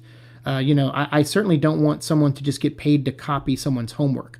Like I recently reviewed, I'm a big Transformer fan, like you said earlier, and I reviewed the Netflix cartoon, the recent one that came out. And of course, like people think I do it to be like a troll or something. There are a lot of things that I agree with people on, and I'm like, oh yeah, I love this book or this comic or this movie or whatever. And people go, oh yeah, me too. But then I'll rip into something that they really love, and they go, what the hell, bro? and I'm like, I'm not doing it to like piss you off. Like so when I watch this new Transformers, I know the first cartoon by heart, every episode. So when I was watching this show, I was like, oh, well, that's from episode 1 of G1. And oh, that's from episode 17 of G1, or like season 2, I guess episode 4 or whatever. So I'm like picking it apart, and then I felt like after I watched it, I was like, okay, so basically they just retold the origin of the Transformers, and they copied like 4 episodes from the original cartoon, and just changed like 2 things, quote unquote, yeah, like they were like, instead of one outcome, they're like, oh, instead of going through the arc, they use a space bridge or whatever. And it's like, but that's it. That's all they changed. And you're just like, so I'm watching the show and I go, so a bunch of writers got paid to just sit and copy someone's homework. And I don't like that. Hey, have a good night, Fourth. They take care, man. You don't owe me an apology, dude. I saw your comment and I was like, you know what? I'm going to say something to this guy. But no, it wasn't to be mean to you, dude. I love you. Have a good night. A little aggressive when it comes to the live chat. That's all. I mean, I never like. There's a tell you he'll bust my balls, but I bust his back. I mean, but it's a mutual thing. Like I'll never like ban him or anything like that. But yeah, no, he shouldn't. You shouldn't either. He was very respectful of other people's opinions. I only ban people who start fighting with like other people and they say like, oh, this sucks, and they're just constantly doing that. Yeah. Or they're spam. Like I'll get people that spam, and I'm like, keep doing that. If you do it anymore, you're out. And that's it. But if there's like guys in here that'll just like bust my balls, but I'm like, it's no big deal. No big deal. Yeah, trust me. When I tell people I'm a Venom fan, I get my balls busted all the time. I'm sure. They're like, I remember I told my friend in California, he's like, what episode are you on? I'm like, 500. And he goes, 500 episodes about Venom? And I'm like, there's a lot to talk about. Yeah. I mean, that's one of the things that like, cause I remember when you kind of like were trying to set the tone for your channel, because Siike and I have actually known each other for, I don't know, it's pretty much like 3 years now, because, it all started with, you made a video, cause you got the invite to the Justice League premiere. Yeah. And you invited me through a video, and then somebody sent me the video, and I was like, cool. And then we hit each other up. But then I already had, like, because I fought to get to the press screening of Justice League. So the same day as the premiere, which was like a Monday, I think it was a Monday. Yeah. Yeah. Yeah. And so I was like, all right, well, I'll try to make it, but I'm definitely going to take up the opportunity to go see the press screening at Warner Brothers because I fought for it. And then, I didn't quite make it to I made it to the premiere, but I didn't make it inside. And I remember I spotted you because you had your Green Lantern stuff.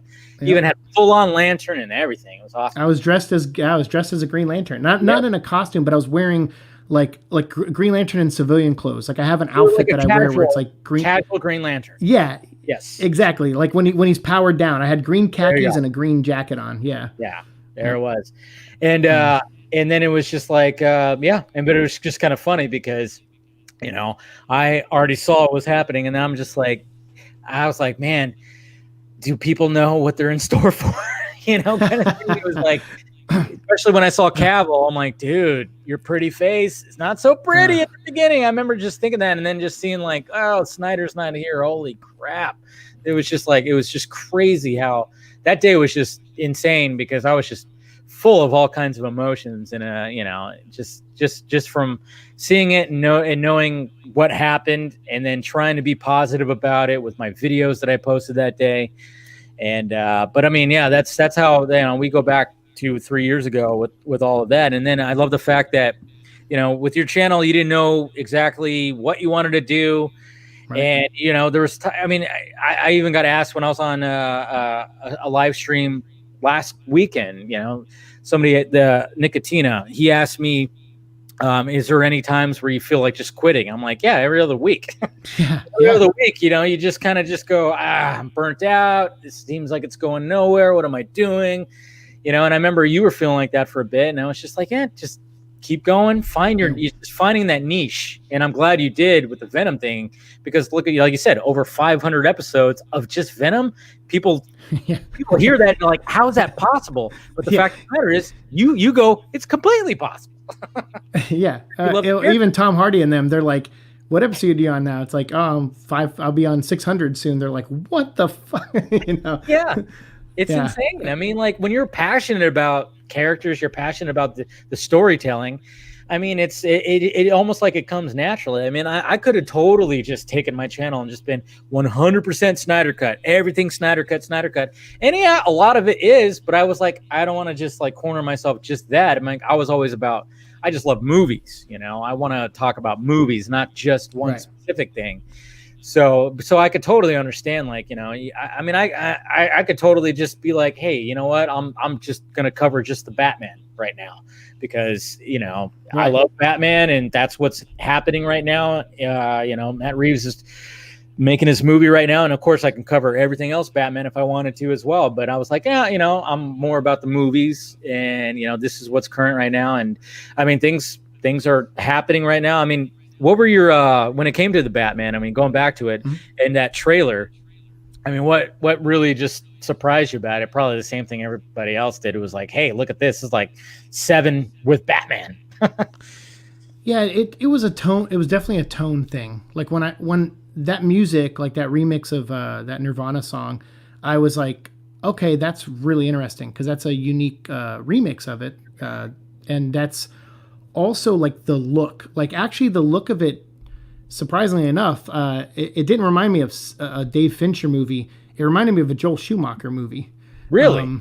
Yeah. After Batman and Robin, which is my guiltiest of pleasures. Like I love watching that. I love watching that movie because of how awful it is. But I love Joel Schumacher's commentary track on the Blu-ray and DVD of that movie.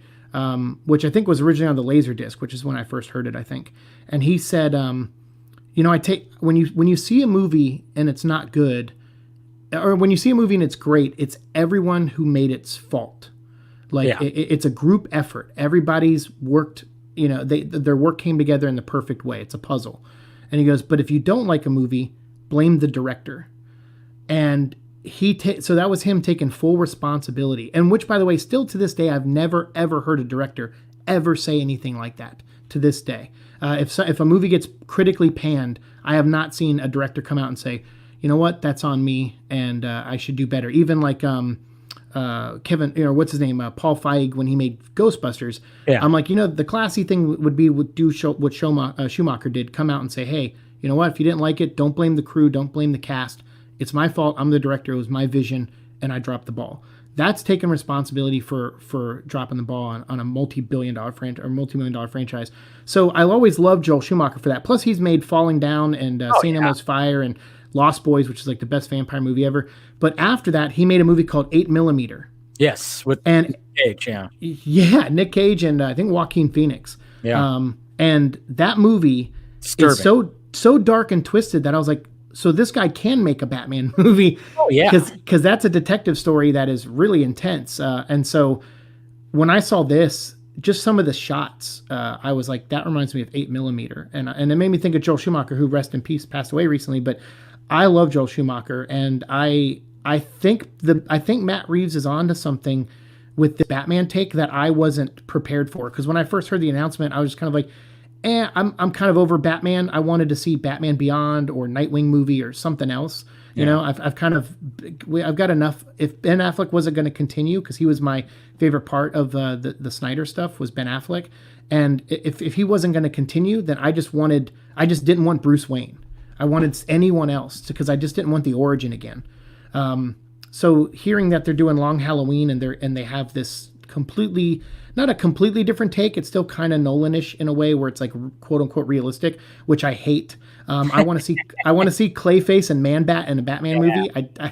So when you limit yourself like that, you kind of take away some of the villains you could use that we haven't seen on screen before. But I was hoping for something else. But I got to say, that trailer made me put my foot in my mouth, and I was like, you know what? This movie has my attention now. So now I'm not on Twitter and Instagram anymore. But when you cover the news for this movie, I watch those episodes. Like I'm like, I gotta see. Like I watched your one where the guy had the squirrel suit on. Last night, yeah. Yeah, and I was like, so I'm staying up to date on that movie through you, actually. Nice. Well, I appreciate it. Yeah, it's. I mean, that's what I love about And some people hate when I see on Twitter when like people are like, hey, they have like set videos and their set photos, and they're like, all right, guys, stop tweeting about this. It's getting spoilery. And it's like, well, I mean, it kind of, I could see your point, but at the same time, I'm like, yeah, but it's the filmmaking process. I love seeing set videos like from far away. I still remember like a while back when I saw like when they were filming the first Avengers, and then people were like posting their set videos, you know, like from their phones back then, and that was like 2011. I mean, that and just seeing like all of a sudden it was like, okay, you see this shot from outside of what's happening, and all of a sudden it was like you hear like this here action, and then you see this explosion, and all of a sudden you see Captain America's stuntman just fly out of this building and land on a car. And I'm like, what the fuck is that about? And then when you actually watch the movie, oh, this is the scene where he's inside and he's trying to like save some people. And then like, there's like I forgot exactly what happens, but there's like a bomb or something that goes off. And I mean, the way that it's edited, it's actually pretty awesome. Cause he grabs his shield and then he jumps up in the air and gets into a ball before it blows up. And then it just shoots him out the window. And I'm like, that's the scene. That's the scene we just saw that I saw like a while back. And I just love that process because it looks ridiculous through a cell phone camera. You know, it's like you see in what stuff that's happening. You're like, okay, I wonder how that's going to work. I mean, when we saw the squirrel suit thing, it's like, okay, he's perched up. How does he have this squirrel suit? Did he stash it? Is it part of his suit? What is happening? What happened before this? I'm assuming like when we saw the trailer and we saw him grappling up through like the like little atrium or whatever the hell, as like cops were like going down all these stairs. And like, I'm assuming that this happens right after that. Maybe it doesn't. I just like the mystery of like kind of piecing it all together when it comes to seeing set videos and set photos. And, you know, I mean, they've been filming all week and you have this funeral thing. And now we have this Halloween costume thing that's happening, you know, today that I'm like, okay, there's a possible Superman costume that's roaming around in this thing. It's like, is there a Superman that exists in this universe? It's all very up in the air and it's crazy. It's absolutely crazy. And I love it. Yeah, it's fun. I mean, obviously, I got to cover a lot of that stuff for Venom, and I even went to the set and filmed stuff for Venom 2 that, that was like, the suit tearing apart Eddie's motorcycle in an alleyway and stuff, and there were people like, should we be talking about this? And I'm like, well, it was there. Like, people could walk by in the street and see it happen. Yeah. So it's like, it's out in the open. So like, and I ask before I post stuff sometimes. But yeah, I mean, I know what you mean. Like I try to stay with, but the good thing is sometimes we don't connect the dots properly. We might see a piece of footage or people filming and we go, oh, they must be doing this. And then you see the movie and you're like, oh, I was completely wrong. So sometimes you're not really spoiling it. You're theorizing and it's fun to theorize, but sometimes you could be way off too of what the point of the scene is. I mean, especially when I was there on the Venom 2 set, like just seeing little snippets of things. I remember once I was on the set of Iron Man 2 when that was being filmed. They filmed it at a soundstage at Sony back then because Marvel wasn't owned by Disney at that point, this Marvel Studios. So they were renting out studios everywhere and they had they were using a soundstage at Sony. And it was the scene at the end of the movie where War Machine and Iron Man are back to back and they're fighting all the drones inside the big room with the waterfall and everything. So when we're walking around on set, even the guy who was like talking and showing us around, because I was working next door. I think they were filming Green Hornet or maybe it was Get Him to the Greek. I can't remember. I was working on, but I was bouncing between those two productions. So we were on the set and the guy was even saying there's this big green screen or blue screen around the whole stage. And I go, what's up with the blue screen? Like, what's going to be up there? And he's like, I don't know. He's like, I've been hearing a lot of different things. And he goes, including, there may be a dragon flying around. And so immediately, me and my friend who were on set, who are big comic book fans, we were like, wait, is Fing Fang Foom going to be in this movie? And that's what I'm saying. Like, you could literally be on a set of a movie and have someone who's been there every day of that scene being filmed talking to you, and they could have their details wrong. So that's why sometimes when I hear people say, oh, I've heard this from a source or that from a source, I'm like, it's like, yeah, but I've been on sets where people were telling me that Fing Fang Foom might be flying around a final battle scene. So when I go to see the movie, I'm thinking, oh my God, they're going to bring Fing Fang Foom in. And I see this ending where it's like a bunch of drones in Iron Man 2. And I was kind of like, like, where's the dragon? So you just, you never know. So that's why it's just kind of funny. I try to stay away from things. I try to stay away from as many spoilers as I can. But when you cover everything like you do and I do, it's hard sometimes. So sometimes I'll be honest with you, I purposely make bad guesses on things just because I'm pretty sure I know what's happening, but I try to make a bad guess just to throw another theory out there, so that way people who watch the show don't feel like they're getting spoiled from me. No, that makes sense. That makes sense. I mean, yeah, sometimes I'm like, yeah, when I'm covering this stuff, it's like you said, it's just like, okay, should I cover this stuff and even like when I hear things, like when I hear Right. spoilery things, which I choose not to like share. Sometimes I'm told not to share it, like, I mean, that's one of the things is like that I've always talked about when, if I have a source and they tell me like, hey, they tell me something and I'm like, wow, that's awesome. And then they go, keep it to yourself. I'm like, all right, I guess I'm keeping that with myself. I mean, I might tease a little bit. I might like hint, but at the same time, I'm like, I can't, I was told not to share. I mean, for instance, like not too long ago, I think it was like a couple months ago, there was a certain storyboard that was leaked out. The Jim Lee storyboard that showed basically the end of Justice League, the first Justice League movie, which took place in the Nightmare timeline. That kind of just showed, it's just a sketch by Jim Lee that, he was working with Zack Snyder, and they were trying to like, okay, how is this going to end?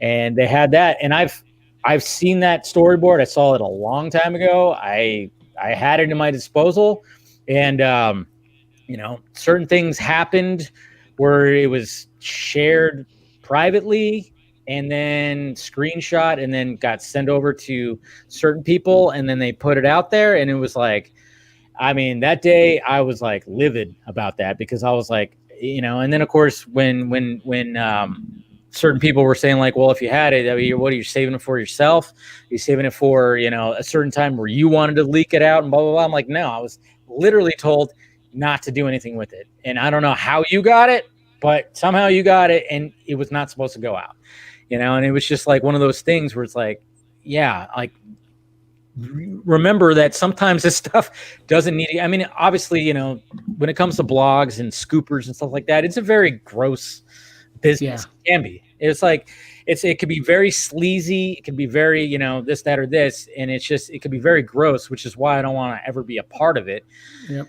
I tried to be a part of it at one point where it's like, oh yeah, you get a leak and it's like, oh, I got to get this, got to get it out somehow. Got to get it out. And I almost felt like Jake Gyllenhaal in Nightcrawler. Just, it's like, I got to be the first of the accident. I got to be the first. And it's just, to me, it started feeling gross. And then I was like, okay, I'd rather be someone who, people tune into to get my opinion on things, not about like, scooping or this, that, and this. And, right. But then even sometimes I'm like, oh, should I even be covering this part or should I even say this thing? Yeah, there's a lot of things where you're like, oh, should I pump the brakes or not? And that's I struggle with that almost on not only like a daily basis, but probably a weekly basis. And I'm on like the opposite side. Like I certainly want people to tune in and maybe hear my opinion, but as long as they give theirs back, like I'm very big on interaction on my channel. Like I really try to promote that more than anything. It's like, hey, here's my opinion, but please, like, go judge for yourself and come back here and leave a comment and let's discuss. Now I even do a new podcast on my channel called the Parasite Podcast. Yeah. Because I call everyone that watches my channel the Parasites. And I do the Parasite Podcast now, and I literally will be like, hey, you've commented on like 100 of my videos, so like you're going to be my next guest if you're interested. And I get to bring people who are just, fans like me, and we talk about our favorite things about Venom and other things. We talk about other fandoms too. But it's been kind of nice to have that back and forth. But my thing on my channel is I really want to be taken seriously as like a journalist. And so I try to only cover things that come through official channels. I try not to leak something that shouldn't be out there. I double check if I need to with people. But I'm always honest. So I always tell people like, hey, if you're going to give me some information to share, like I may not share it. And it's because I don't want to, I just, for me, I feel like it might be too spoilery, or send it to someone else. Cause I'm not a leaker. I'm not a scooper. I don't want to be the first to talk about something. I'm not in the game to do that. I know that would probably make my channel grow faster, but it's like, hey, I'm doing this. people ask me all the time, like, if Venom's not your favorite character, why do you make a show about him? And I said, well, Tom Hardy's one of my favorite actors, so the show started when I heard he was cast as Venom.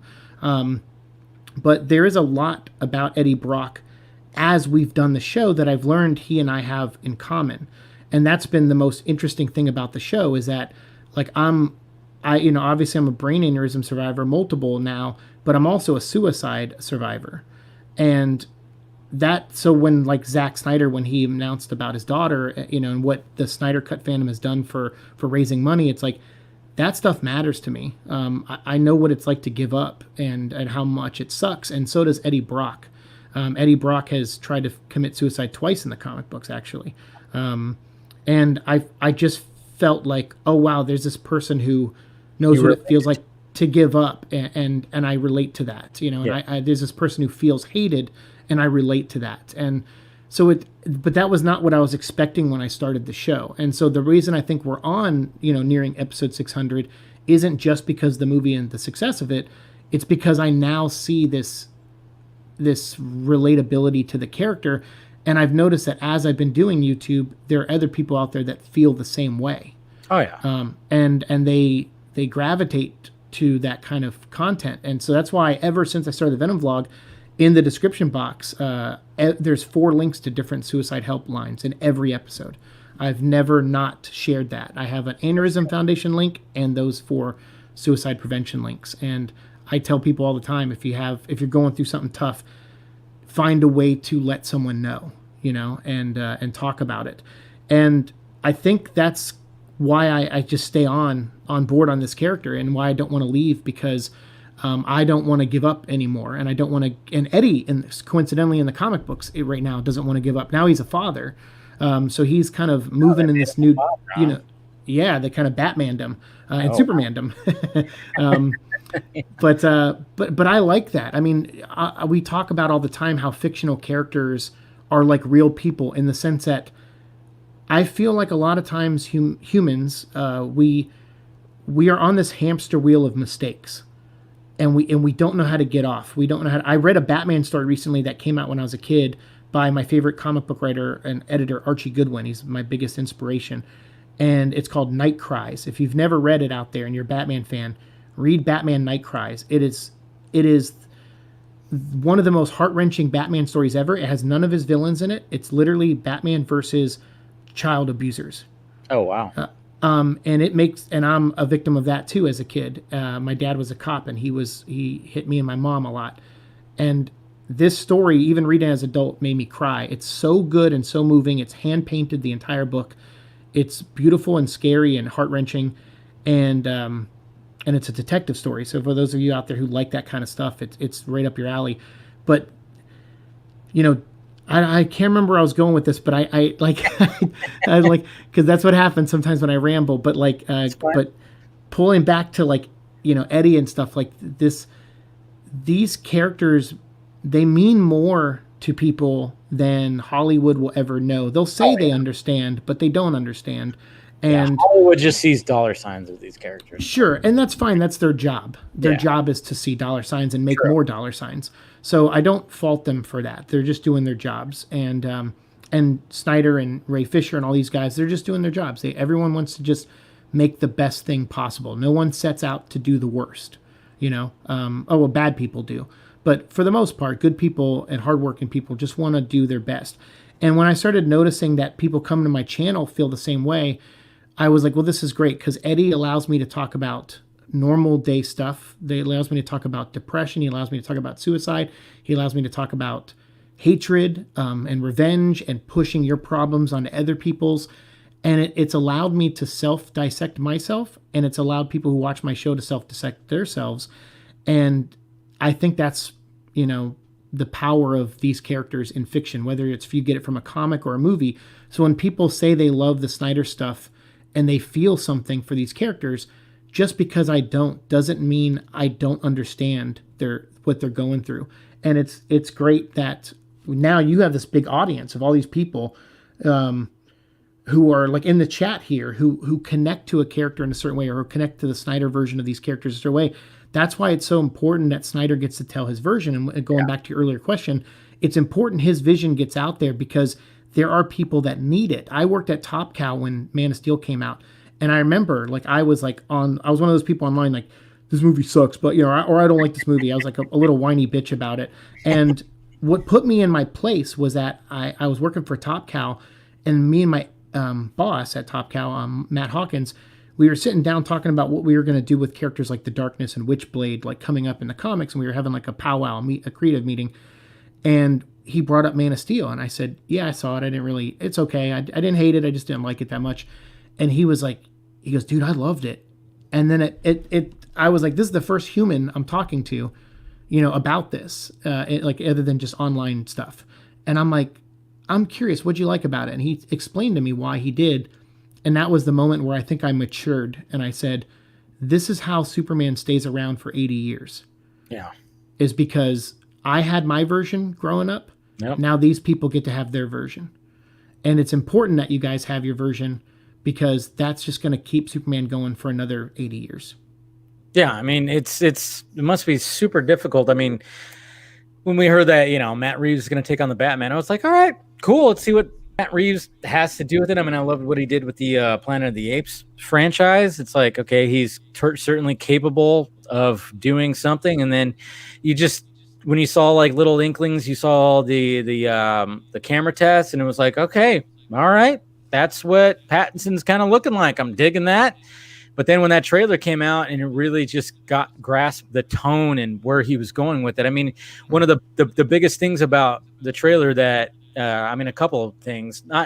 Obviously the biggest reaction that everybody got is when he beats the shit out of that one guy. Yeah. I mean, yeah, that's amazing. I mean, obviously that's everybody's favorite part. But my biggest thing was like, okay, we have Batman walking into a crime scene with a bunch of FBI agents. Yeah, and that's cops. great. You would never see that. We haven't seen that on the big screen. We kind of touched it a little bit in Nolan's universe a little bit. Well, we haven't seen that scene in particular, but we did see him show Jim Gordon his Batman Forever credit card. True. In Batman. In Batman and Robin, we definitely did see. We saw Batman and Robin in a crime scene. Yeah. At Mr. Freeze's lair, and it was kind of cheesy. I get that, but I'm just saying, like, just Right. the fact that he was walking in and everybody's looking at him and he's just there, and then there's like this quick shot of something happening where he's at the police station and Gordon literally like pushes up against the fucking, the cage and is like trying to like relax him, and I'm like, what is happening there? There was that whole thing, which is just like, okay. You have my attention. You had my attention already, Mr. Reeves, but now you have it wholeheartedly, 100%, because I'm liking what you're showing me right here. Yeah, and I agree with the comments in the chat too, where it's like, the most people had the reaction over the punch, and I'm like you. I'm like, yeah, that was like, it caught me off guard for sure. Yeah. But the moment to me, like you said, him interacting with the police and then later being chased by the police, I'm like, well, now that's a neat arc for the movie, is that he starts off in their good graces possibly and loses their good graces. And I'm like, that's pretty great. Actually, that's going to be fun to see on screen. It is going to be fun. It's going to be great. And even what they're doing right now, obviously we know that Reeves is taking inspiration from A Long Halloween, which is, it's a great Batman story. He even said Dark Victory. I mean, there's always going to be elements. Like going back to even like what you said about Snyder about not doing like the full on like Death of Superman, but just doing a version of it. I mean, it's one thing to just adapt like the full-on story. Cool. Yeah, maybe that's going to be something that happens in the future where we just get live action versions of like every story, just like we're getting animated versions of every story.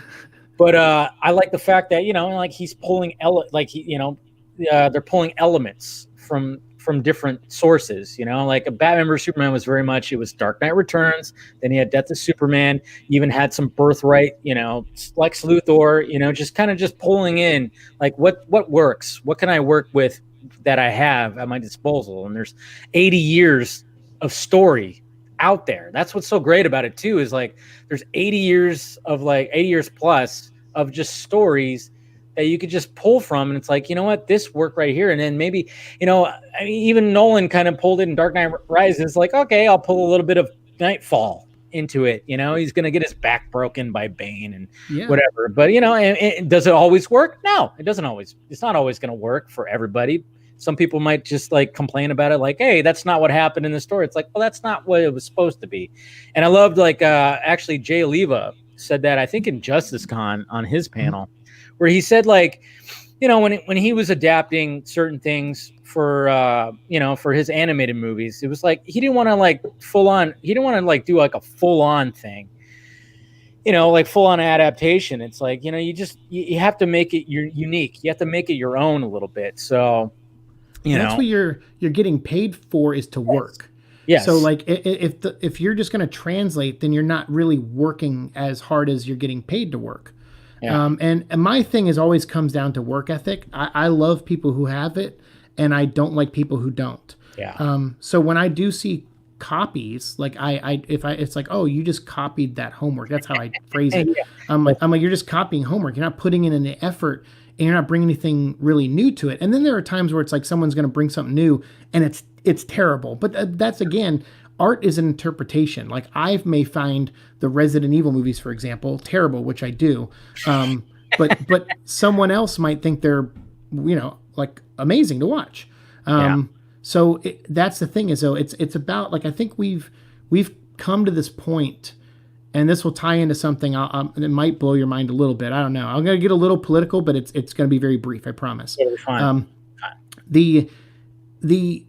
The way we treat each other, it's something I talk about on my channel all the time. We literally treat each other with zero respect.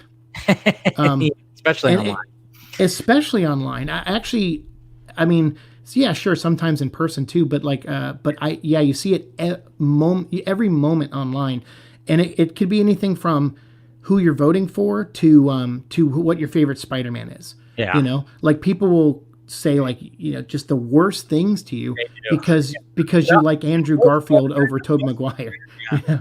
And it's gotten to the point where it's, for me to notice it, like I'm such in my own shell. I keep my head down. I try not to bother people. So for me to notice it, I'm like, it's getting really disgusting. So I've noticed that the politicizing of events like Comic-Con and these things where it's like, they almost feel like political rallies. Yeah. It's getting people together and getting them excited for their candidate, you know, and it's like this borderline brainwashing kind of thing. And it started making me look into politics and people who make movies a lot more. And I came across this really interesting thing. Do you know who Steven Mnuchin is? It sounds familiar. Well, he's like he works for Trump right now. He's like he's the person debating with Pelosi on the stimulus package. Gotcha. Yeah. I was like, there's something familiar about that name.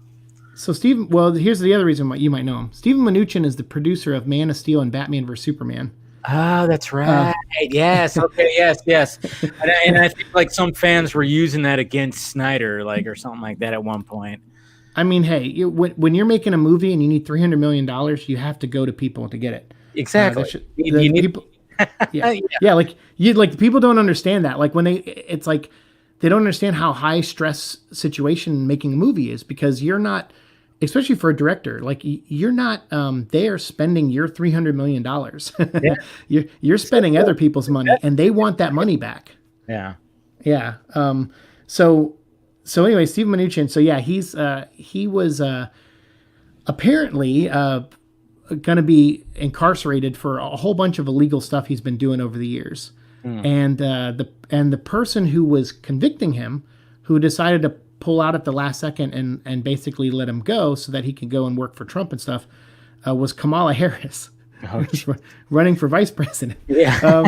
So it's just so funny, because I'm like, wow. So that's why movies are so easy to politicize, is because actual politicians are involved in them sometimes.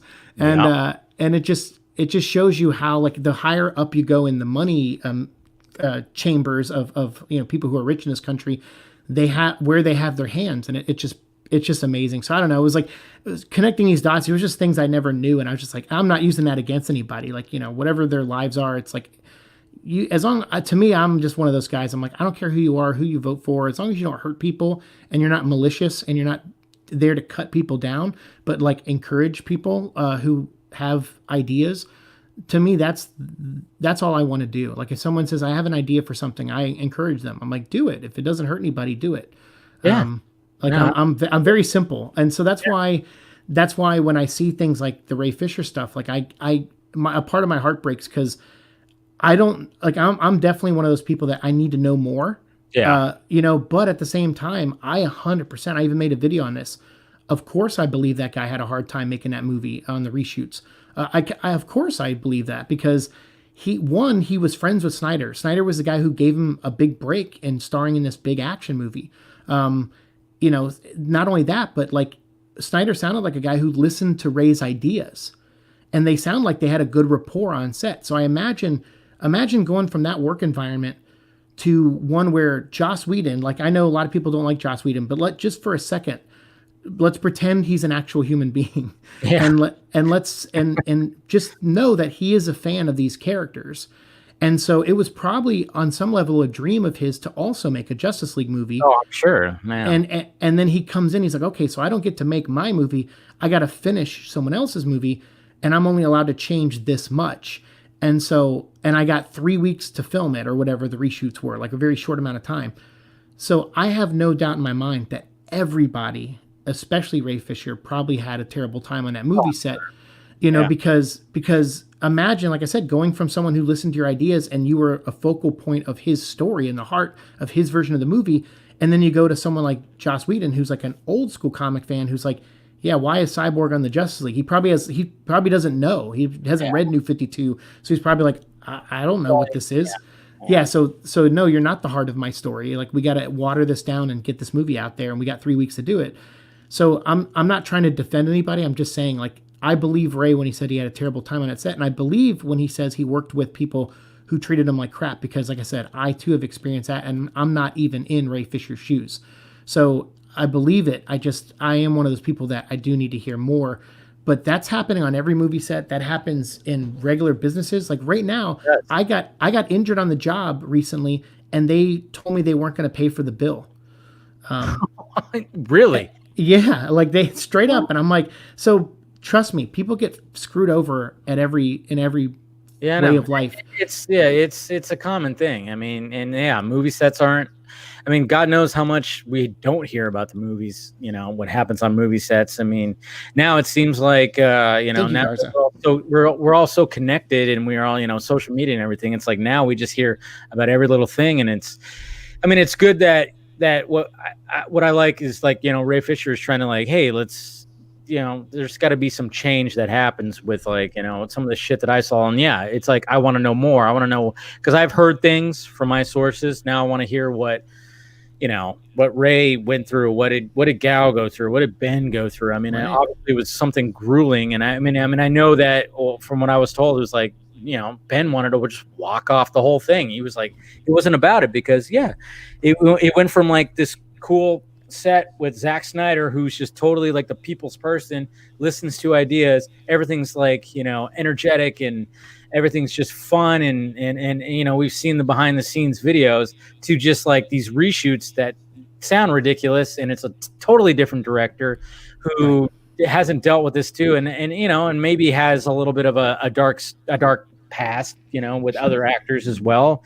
So yeah, I can only imagine like what, and it's crazy. It's absolutely crazy. But and it's not fair. I mean, people shouldn't be treated like that. Yeah, people shouldn't feel to be treated like that. The one thing they always tell you in business is especially when you're a supervisor or a leader, is you have to set people that work for you. You have to set them up for success, not failure. Exactly. And I think a lot of times we forget that. And like I said, like because of how we act on social media, that has now translated to a lot of us into our everyday lives. So when people say, "Oh yeah, that's how it is online," it's like, but it's moving into the real world, and it's getting worse and worse and worse. And people who act like it every day online, it starts to feel normal, and they get used to feeling like that. Like I can't remember, there was someone said something on my channel the other day that really broke my heart. They wrote something like, "I haven't seen you get into an argument with anyone in like your last 20 videos. Like that's so refreshing to see." Yeah. And I'm like, well, one, I don't like to argue with people. I certainly let people know I'm paying attention to their harsh words if they have some for me. But I try not to do that. If someone hates me so much, I like to give them the opportunity to tell me why they hate me. Yeah. before I write them off, and that's just because at the end of the day, I want to be respected, and the only way I'm going to get that is if I respect other people, even when they hate me. So I think sometimes people just have a tough time swallowing the pride, and we all feel ownership over these things. We all, like, someone asked me today, like, aren't you mad that someone dissed on Venom or that version of Venom? And I'm like, no, like, No, I like I everybody like that story, and it's not for everyone. Who cares? I didn't even love it. So it's like don't. I didn't give. It's not. Everyone acts like I gave that movie a 10 out of 10. I'm like, my review was pretty harsh on that movie. Critical about your passion. Yeah, there's nothing wrong with that. Yeah, but I think the thing is we all feel ownership, and sometimes we got to learn to let go a little bit, because when we're starting to send death threats to each other over who our favorite Spider-Mans are, there's something wrong with us. It's really bad, or Supermans or anything. But speaking of people that hate people online, we got Mr. John Aaron Garza and Mr. Ben Everett from the Real Motion Podcast joining. Great timing. I had to introduce you guys like that. But hey, what's happening, guys? How's it going? It's going good. What's going on, Venom? I've been listening for a while. Yeah. Listen, guys. I'm drunk. Uh-oh. I've been hesitant. Like I told Garza, dude, I want to jump in, but I'm drunk. I'm a fucking mind. So that's what it's supposed to be on the Vodka stream. Come on. I know. Well, I started earlier. I've been having a rough week. I was like, no, I can't wait. I can't wait. I gotta start. Get it started. Just get it started, man. Yeah. By the way, what's up, Garza? What's up? I can hear you, man. Yeah, your audio's not working, dude. Always the problems with Garza. Always. No way. I had the problems earlier. Yeah, I know. It seems like this vodka stream's a little cursed. Yeah, I'm getting a lot of static. Say that again, Garza. I said, can you hear me now or no? Oh yeah, there you are. Yeah, there you go. I'm having to use. Anyways. Yeah. I can move this out of the way. So just to give you a heads up, so I was listening to what you guys are just talking about when it came to kind of understanding Whedon and him being a fan of these characters. And yes, I get it. I get the fact that not you in general, I'm just talking about the royal you, that you look at people as without a personal bias against them. Like, you can look at everybody objectively. And the one thing that I would say that maybe, and I don't know, maybe you just don't have all the information, but when you were mentioning about, Whedon coming in and kind of, only having a couple of weeks, I mean, I get that, but at the same time, he knew what he was doing. And it's one thing to... Meaning what? To go, hey, meaning like he knew what he was doing. He was brought in. He was brought in by Jeff Johns and John Byrne, who were at the outset trying to change Snyder's vision overall in general. This goes back to 2016, so this wasn't a new thing. This was something that was going on, and he brought him in. He brought the only director that was going to come in and willingly do this was Josh Whedon, and so Josh decided he wanted to go ahead and kind of do that, which is his own right. I mean, hey, whatever, fuck it. He can get paid off of it. Dude, if I was in this situation, would I have done it? Maybe, I don't know. But I would have had a more visualized style towards Snyder than Whedon, because I think what Whedon did was embarrassing, specifically just because he had 5 hours worth of Zack's footage. Now, when we look at what this whole thing is about, this is the first time in history that we'll ever have literally a kind of a what's it called? An experiment where you have a controlled and a variable, because basically we're going to see the same footage for the most part, some of the same footage that Whedon used, and then of course some of it that he added, that he decided, you know what, I'm going to put this in here because I think that this needs to go in here. Whereas we're going to get Snyder's footage, his original footage, Whedon used it, and then additional footage that Snyder decided to then add to make his, whole series 4 hours. And so I think when it comes to what Whedon decided to do, there's a whole lot of underlying things that you can go off of. And again, it's not necessarily so personal with me, even though it is, just because of specifically what happened with Zach. But I can tell you that if Zach was still working after he lost his daughter, the fact that you had John Berg and Jeff Johns still telling him that they were going to be bringing in Josh Whedon just to write something. Let's just say that they were going to write something. At that moment in time, the fact that Zach decided to come back to work after he lost his daughter, I can pretty much guarantee you from personal experience, he just went, you know what? Fuck this, dude. If y'all are really bringing that fucking guy in, I'm out. And so there's a difference, because you got to think about it that way. Nobody is going to just come into this Justice League fiasco without the knowledge of why Zach is even leaving. Yeah, I mean, to leave. And then you got like, as production is happening, you have Johns, and I mean, even Whedon came in and like started punching up dialogue. I mean, that's got to be a slap in the face already. When he already rewrote the script once because of the reaction to BVS. The studio was like, "Hey, people are not reacting to this that well at all, so you got to rewrite your fucking Justice League script. You're really gonna have Darkseid kill Lois? Get out of here with that shit, you crazy bitch! We're not gonna do that. That's scary. The scary idea." So let me just interject, because I agree. Actually, you're right. I don't know what anything happened behind closed doors, and I'm pretty sure 100% that when Whedon was come in, he was probably told, "Hey, you're going to do whatever you can to just make a different movie." So like, I don't doubt that. But at the same time, I mean, if that's the conversations they were having, according to what you guys are saying, if they're saying like, "Hey, people didn't take to this vision, we have to go in a different direction," I mean, then yeah, of course we don't have to agree with that. We could, you guys obviously like Snyder's version and stuff, but if people are paid and they're told, "Hey, if you want to keep making money, and if we as a studio are going to make money, we have to try something different," then it's just a bunch of people doing their jobs, even if it's a job we don't agree with. I would actually ask this: what would you consider a lot of money? Because BVS made almost $1 billion, and it got horrible reviews. It made almost $1 billion, but it didn't profit as much as, say, Venom made. Like Venom made more profit than BVS. So that's right. And these are two of the. And to your point, also, this is a movie that had the Trinity, and that's a good argument a good argument to make. That you had the Trinity, it still didn't cross the $1 billion mark. I'm not saying that's justified. Let me Ben. I'm not saying just ask, because I was going to go to a point. Okay. This is what I was going to say.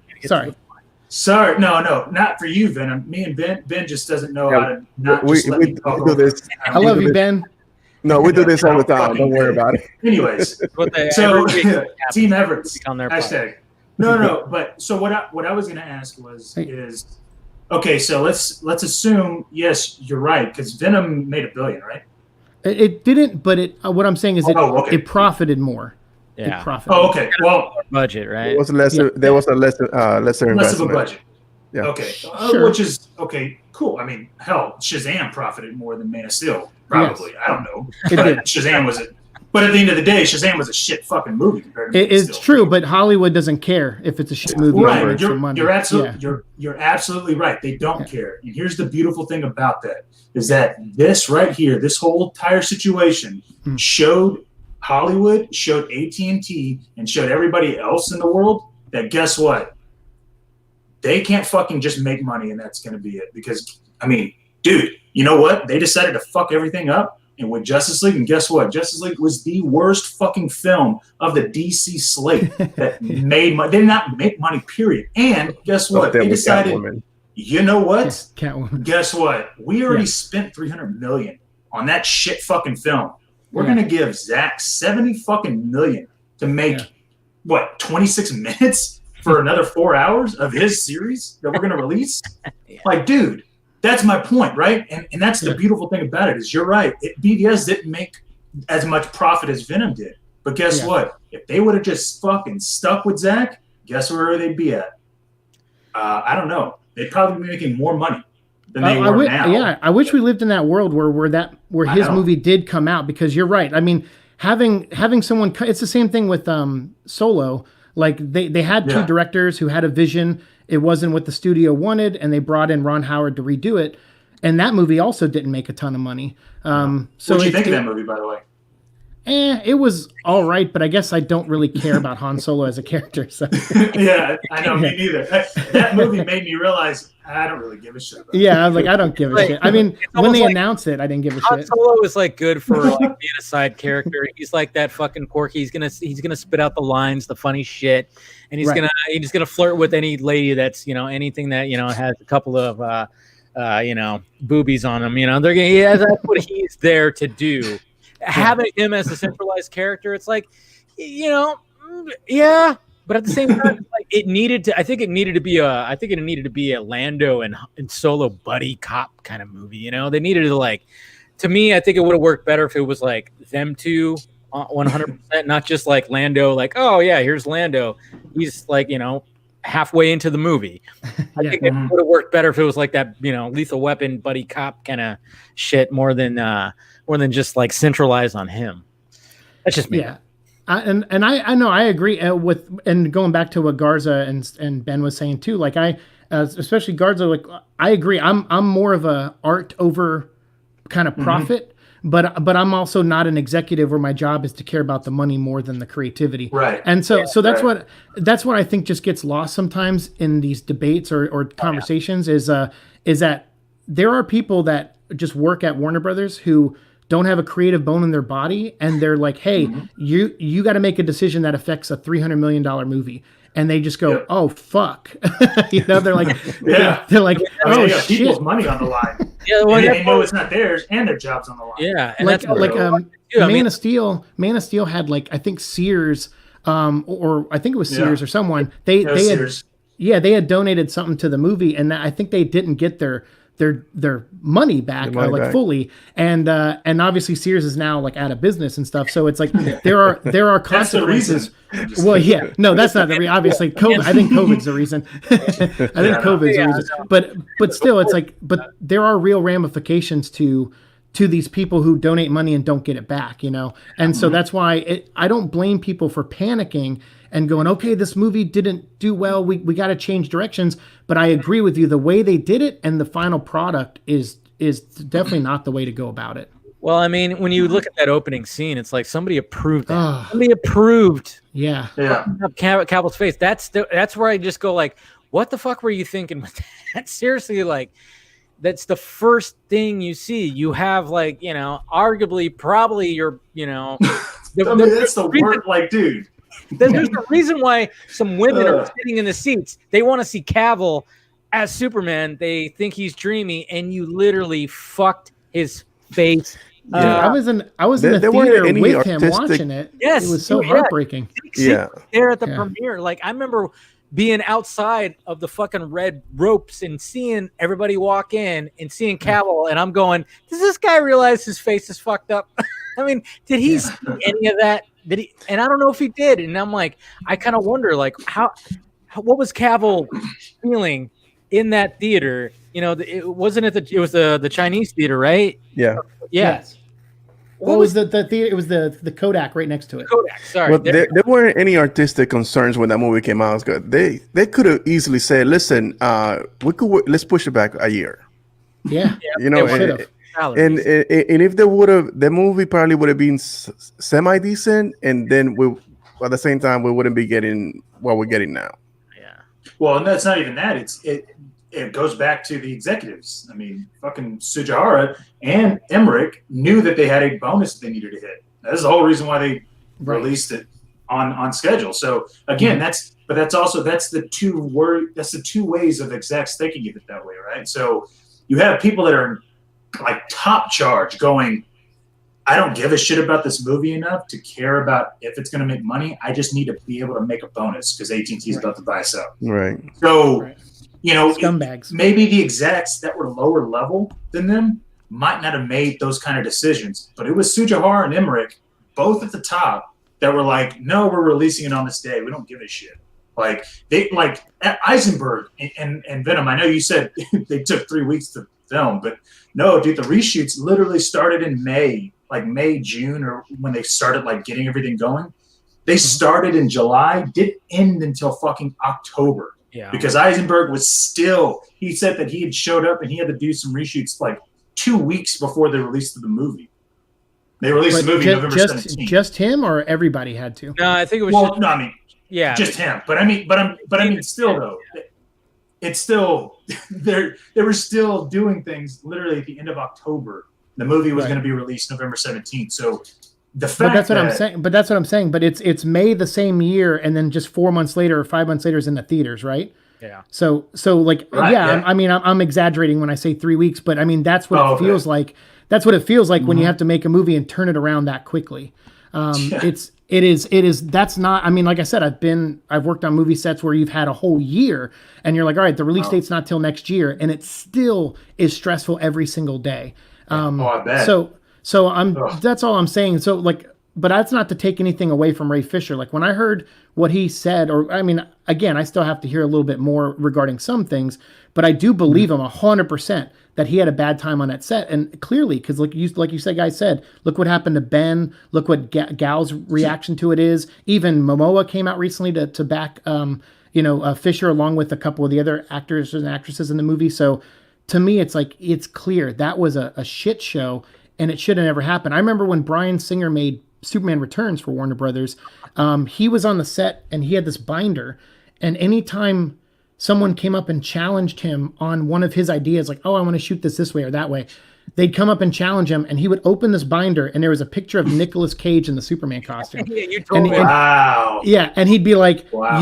he goes, he's like, your decisions lead to this, so I think I'm fine. Jesus. Yeah. And then look at the shit show he made. He made it terrible. Well, I didn't even know that, but I heard like on X-Men Days of Future Past, and then even so he was like gone. Oh, he would up. Yeah, he would just disappear. I think you know what's crazy? I had heard, so just moving on to another film that I actually enjoyed, but maybe not a lot of people did. Dark Phoenix. I heard that Simon Kinberg, even though this was his directorial debut, there was a couple of times that, and I feel bad for even like liking Dark Phoenix now, but Bryan Singer was like ghost directing some of it because Kinberg was just fucking up a little bit. Yeah, I mean, I had heard that. Again, I don't. How legit is it? It's not like I'm writing an exclusive article, but the fact that Kinberg exclusivo. Sorry. Right. No, that's all right. The fact that Kinberg, was so and this was like I forgot somebody.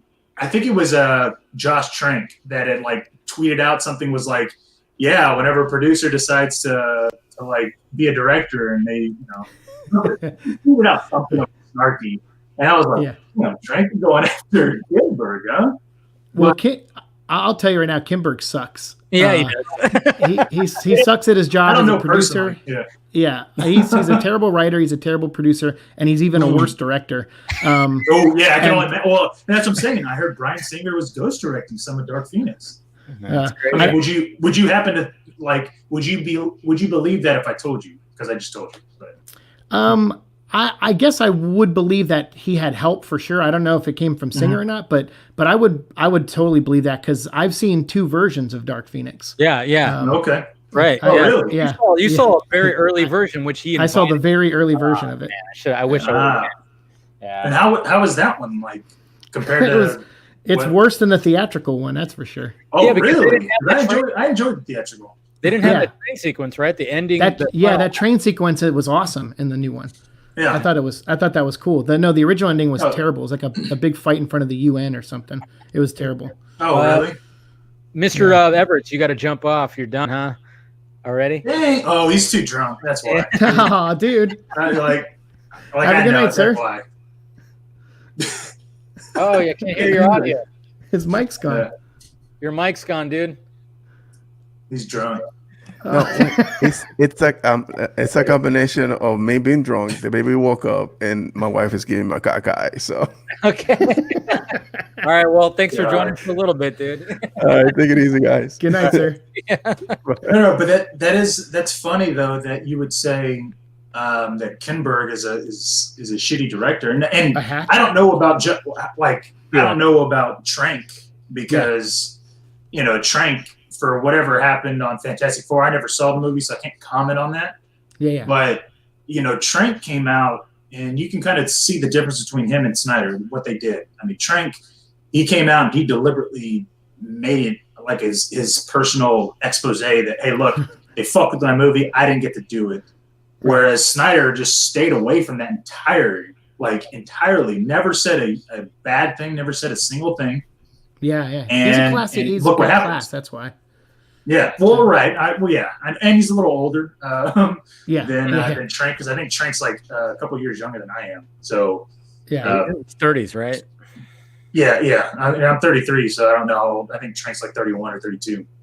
So, I mean, I feel like if when you look at Hollywood just in general, and that's why I'm saying, like, if there was a director that was going in to do Justice League, knowing what had happened, knowing what transpired, knowing that Zack was doing all this stuff, and then all of a sudden he lost his daughter, and then you coming in as the director saying, yeah, you're going to have to do this. Not that it's, hey, look, just connective tissue, because that was what was sold to us, but obviously that didn't happen.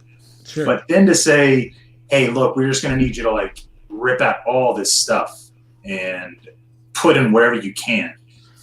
Like, at a certain point as a director, if you've done it before, you would either have to say, I'm going to bust my ass and do what I can as far as like how perfect I can do it, or I'm going to be truthful with you and myself and say, I can't fucking do this, guys.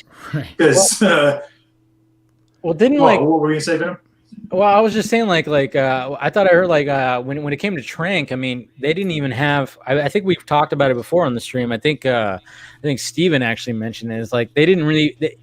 When it came to the final act, like, they changed it before they even shot it. Like, Trank just kind of just went along with everything. There was other things that were shot, like the vehicle, and other things that we saw later on, but it just kind of went to the point where it's like, hey, we don't want what you had. We're going to change the ending. And he was just like, okay, and but then, obviously after post-production and, seeing the final product, he did not like what he saw and then made that tweet and stuff like that. And you feel bad for the guy because, like, I mean, to me, I don't know if we even talked about Fantastic Four, but it seemed like there was a good movie in there somewhere, I saw what he was trying to do, but the scene that stands out for me is when Richards wakes up and he's in the facility and he starts like stretching and it's like freaking out. It looked like a horror movie. Like that was like played out like a horror movie, like big time.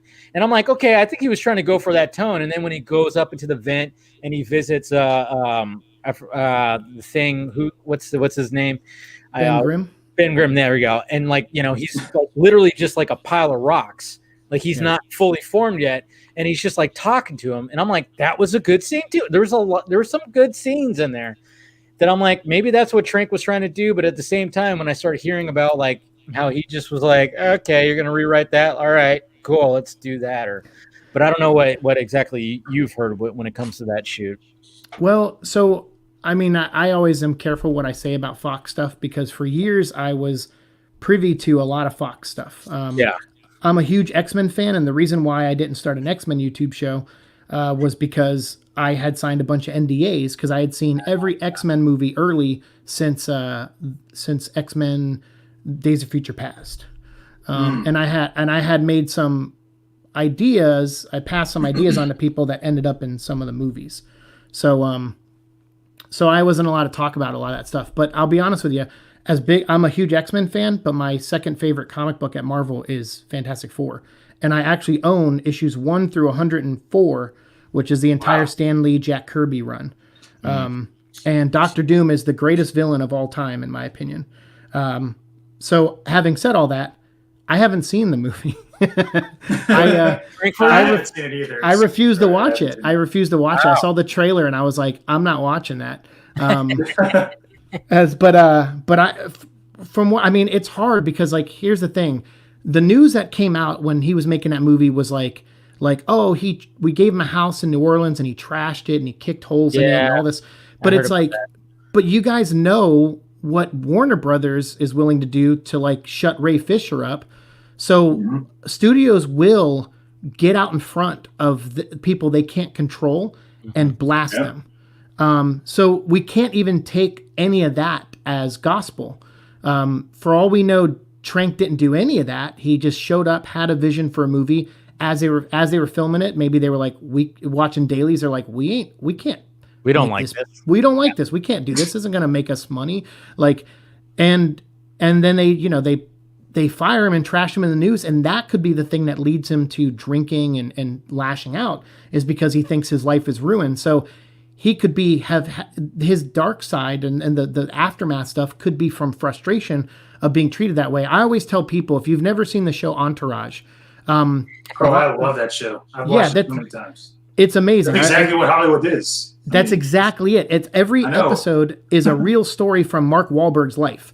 Like, and so in some form, and there's even that episode where that guy plays Aquaman. It makes $1 billion or whatever. They line up the sequel, and because he wants to go shoot another movie, they Warner Brothers screws him. Medellin. Well, no, the exec tells him, "Hey, I'm going to give you 65 days." Or no, he goes, we only have 45 days to like in between shooting. So if you get the director from Medellin to shoot the film in 45 days, then I'll let you do Medellin. Well, they try to figure things out. The actor, or Vince, goes, "Oh, okay. Well, I'll film the skinny scenes in the 45 days. I'll film Aquaman, and then I'll get big, or I'll do the bigger scenes after that. So we'll basically shoot 45 days and then another 15, maybe 20 days after Aquaman. So they get it done, right? And this is, I think, Paul Haggis is the writer or whatever. And then so Vince goes to the executive, and he's like, "All right, dude, we got it. We figured it out." And he's like, "Oh wow, I didn't think you'd actually be able to do that. I don't know how he's going to be able to do it, but." Right. And so Vince is like, well, what do you mean? You just sent me on a fool's errand? He's like, "Yeah, I can't have my Aquaman doing coke on multiplexes. Sorry, man." And so Vince is like, "Are you fucking kidding me? Like, you told me to figure this shit out, and now you're fucking me." Right. And that's how that's what happens, dude. Yeah, dude, they don't give a shit. They don't. So because when they make money, they want to keep making money, and if they need you to do it, they're gonna either get you to do it or they're gonna ruin your life. Well, even like going back to what you guys, what we're saying about, executives making these decisions, and it's all about money. I mean, look at like when it comes to like comedies. I mean, especially like maybe if like you're a comedian who's like written a script or whatever, you're trying to pitch a show, and you're trying to pitch it to somebody who's not funny, for a living. It's like you have a comedian, top comedian. I mean, you could say whoever the fuck, Bill Burr could go and pitch like a fucking, a series or something like that, and to somebody. And I'm sure like, the F is for Family. He probably pitched that to who knows how many people that he pitched that to, and then Netflix was like, "Let's do it." And look what happened. It's on its like 4th or 5th season. But at first they were like, "No, that's not funny. Maybe you should do this or do that." And it's like, you're going to tell Bill Burr, one of the top comedians, what's funny? You don't know what the fuck. I mean, I can only imagine, like, I hear it too, like in podcasts when I listen to these guys, when they talk about pitching, and they're just like, "Yeah, this fucking suit just didn't like the idea." Just like, "Oh, that's not going to work." And it's like, really? Like you're having like somebody who people like are objectively loving right now. They're hot. They had a special. People are just buzzing about this person, and you're turning down like an idea that they have. I mean, and then when it comes to like, say, these superhero movies, I mean, you have Snyder, who just like Snyder, or even anybody, any director or whatever, that just knows like study these characters, knows the ins and outs of these characters, and then they're pitching like hey, I'm gonna have this take on it, and like the studio executive who didn't even pick up a fucking Superman comic book before this or something like that, it's going, nah, I don't like that, or something like that. I mean, you'd be surprised. There are people that work at Warner Brothers that I've met that have been there for years, and have interacted with DC pitches before, and you'd be surprised how just still, even after being exposed to it for years, they're like, oh, Superman, the planet in the blew up, right? And you're just like, what? Yeah, yeah, that's part of his origin. Do you know anything else about him? It's funny, but these people, but again, I don't think they're bad people. Obviously, they're just like, hey, they're business people, and they went to Stanford and they went to Michigan. Right. They're just there. Right. Well, they're there to get like investors and get producers and get money for so they have a role. And like my favorite is like Kevin Smith talking about John Peters when he was doing the Superman movie. like spider? A lot of the giant spider. Like a lot of people. Yeah, they're like that. That's like a great example of like a producer doesn't know. But the problem is that it's like fights on the internet. You never notice you get in a fight on the internet and the people who are fighting with you, they're just the more aggressive they get, you notice how ignorant they are on the actual topic. Right. And that's how it is in these meetings with these people. Like you're sitting in there and you're trying to offer creative solutions or a vision or something, and they are the more intense they get and the more they rail against your idea, that you realize, oh, they don't actually know what they're talking about. they just don't want me to do the thing I want to do. And that's all it is. And it gets frustrating because, like I said, I have a friend who works in that field at Warner. He doesn't work at Warner Bros. Anymore, but he worked on the Titan show and Doom Patrol and Swamp Thing, and he would be like, God, he's like, being in a room sometimes with these people just makes you want to like slam your head through a wall. And I'm like, yeah, I get it, but it's like it also is part of the job. And at the end of the day, those people who drive you crazy, the only reason they're getting so intense and they're doing that is because if this project doesn't make them money or make the studio money or whatever, they go away. Like they don't have a job anymore. So it's a bunch of people who are intensely defending their jobs and trying to keep their jobs. And it makes for a very hard work environment. It just gets really shitty. It's funny that you say that because that was, you're right. That's how it is. And that's how it was with old Hollywood. And Warner Brothers, that's how they were running things. I mean, that's just always been their MO, and that's what they wanted to do. And now that they're bought out, and now they don't have to really rely on just their money because they literally have AT&T money now, quote unquote. That's why you have, I don't know if you read that article a few months back where it was like Warner Max versus Warner Media versus Warner Brothers. And it was intriguing to me to see that kind of article come out because you could tell that it was written from a Warner Brothers executive point of view. Like they were extremely pissed off that all these execs that were coming in now from AT&T were not only taking over, but had final say in what they had to do. And it literally correlates with why we're getting a Zack Snyder Justice League, because if AT&T would have never bought out Warner Brothers, we would never be seeing this thing. No, it wouldn't have happened. We would have gotten the film and that's it. And the fact that this situation happened, that's why we got Raised by Wolves, which is a show that I'm absolutely in love with, that I would have had no idea about. Like, I mean, dude, if it wouldn't have had Ridley Scott's name on it, I still would have watched it. Of course. But it did. And so I was like, oh, okay, cool. So the AT&T execs knew that, okay, well, Ridley Scott's involved. Let's go ahead and put him to, make him the forefront. But all he did was direct the first 2 episodes. He didn't even write anything. You know what I mean? So I was like, oh, okay, well, Aaron Guzikowski was the actual showrunner and creator and made this series on HBO Max that you can't get anywhere else. And I'm like, dude, this is the unique kind of shit that we would be getting on HBO Max. Whereas Warner Brothers, would they have decided to try to make it into a film? I don't know, but they're not going to put it on HBO. Like, no, sorry. You know what I mean? And so it's interesting to see how, like what you were talking about with them, you're a couple of friends being in these pitch rooms with people that worked on Titans and Swamp Thing. All of that shit, all of those people now are literally, they're having to say yes now, because if they say no, these creatives now have an alternate route to go to. They can go to AT&T and go, hey, look, Warner Brothers is being like fucking dicks. What are you guys thinking? AT&T's like, dude, fucking sign up, man. Let's roll. Yeah. Yeah. So, yeah, I told my friend, I was like, you left at the wrong time because it's probably 10 times easier to work at Warner Brothers now. yeah. Yeah, because that's the thing is like AT&T, obviously they're a communication company and they run things a certain way, but they make their foundation, like as any employee of that company will tell you, from a AT&T store up into the executive offices, they'll tell you that communication and working together is key. And that is just something that it rails against the Hollywood formula a lot of times. It does. And so I think a lot of the streaming like is just like, it's really changing that old guard, yes, which is good. Yeah, it is good. It is good. Yeah, it's great. Yeah, it's fantastic. We need to get some of these people who have just been leeches and been failing upwards for all these years, riding each other's coattails without any creativity. Like, it's time to get them out and to, and I'm not saying you can't.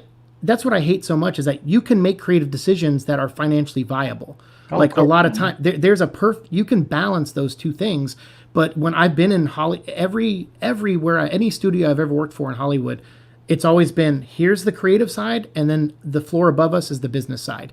And I'm like, why aren't you guys on the same floor talking every day?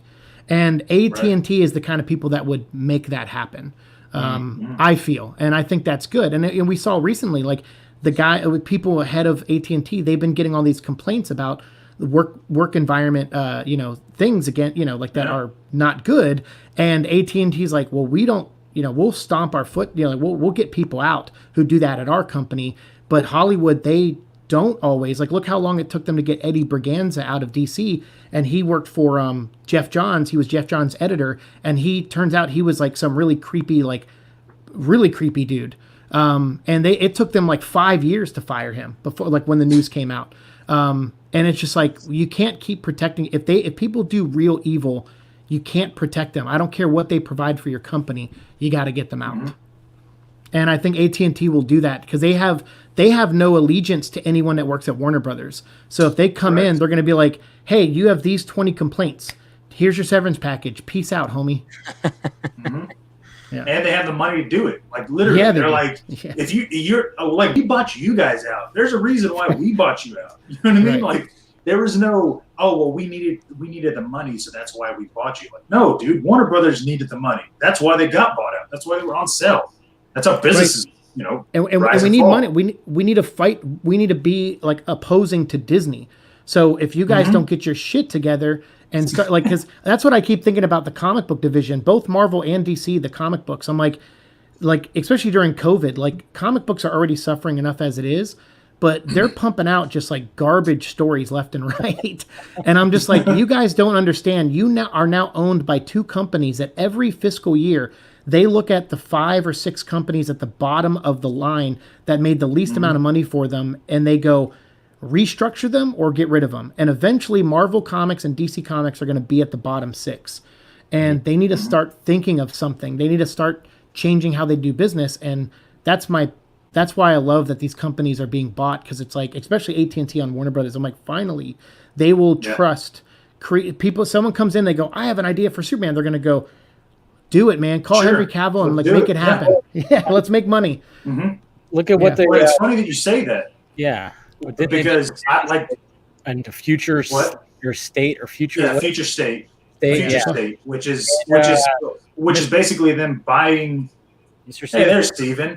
Hey. Well, it's so funny that he fucking joins right now, because I was literally about to bring up something that I was talking to Steven about, that he was trying to be a dick about and go against what I was saying.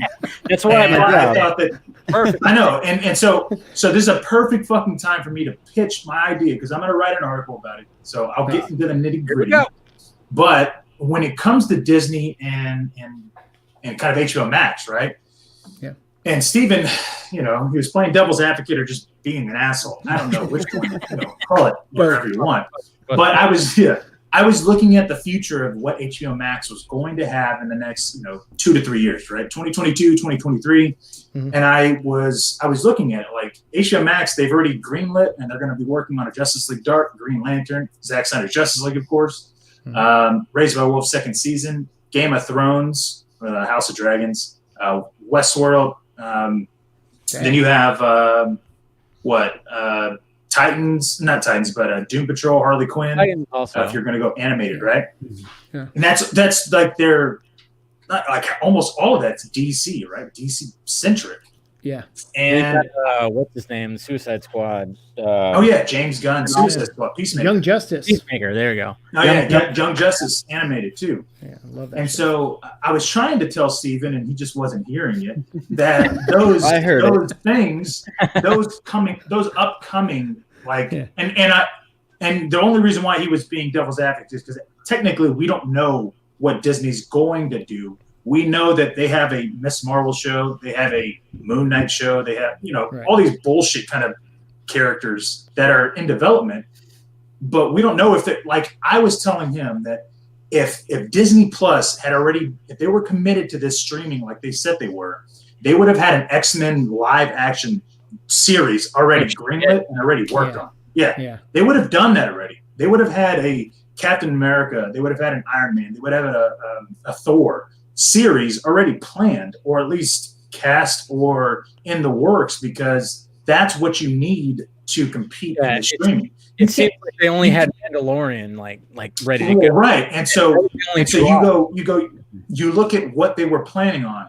Disney and Marvel, they were so set. They had built in the past 10 years, they had built a machine, a cog. They were the cog in the machine that was going, every movie we release is going to be $1 billion. That's why Ant-Man almost made $1 billion. That's why Captain Marvel makes $1 billion. That's why, I don't know, Lion King makes $1 billion. Like, what? It's just literally a live action CGI remake of the first, and it makes $1 billion. And so when you look at that, their whole MO and their whole business plan was modeled after theatrical release. Yeah. They were not wanting streaming. They had nothing to do with streaming, because if they did, they would have been prepared.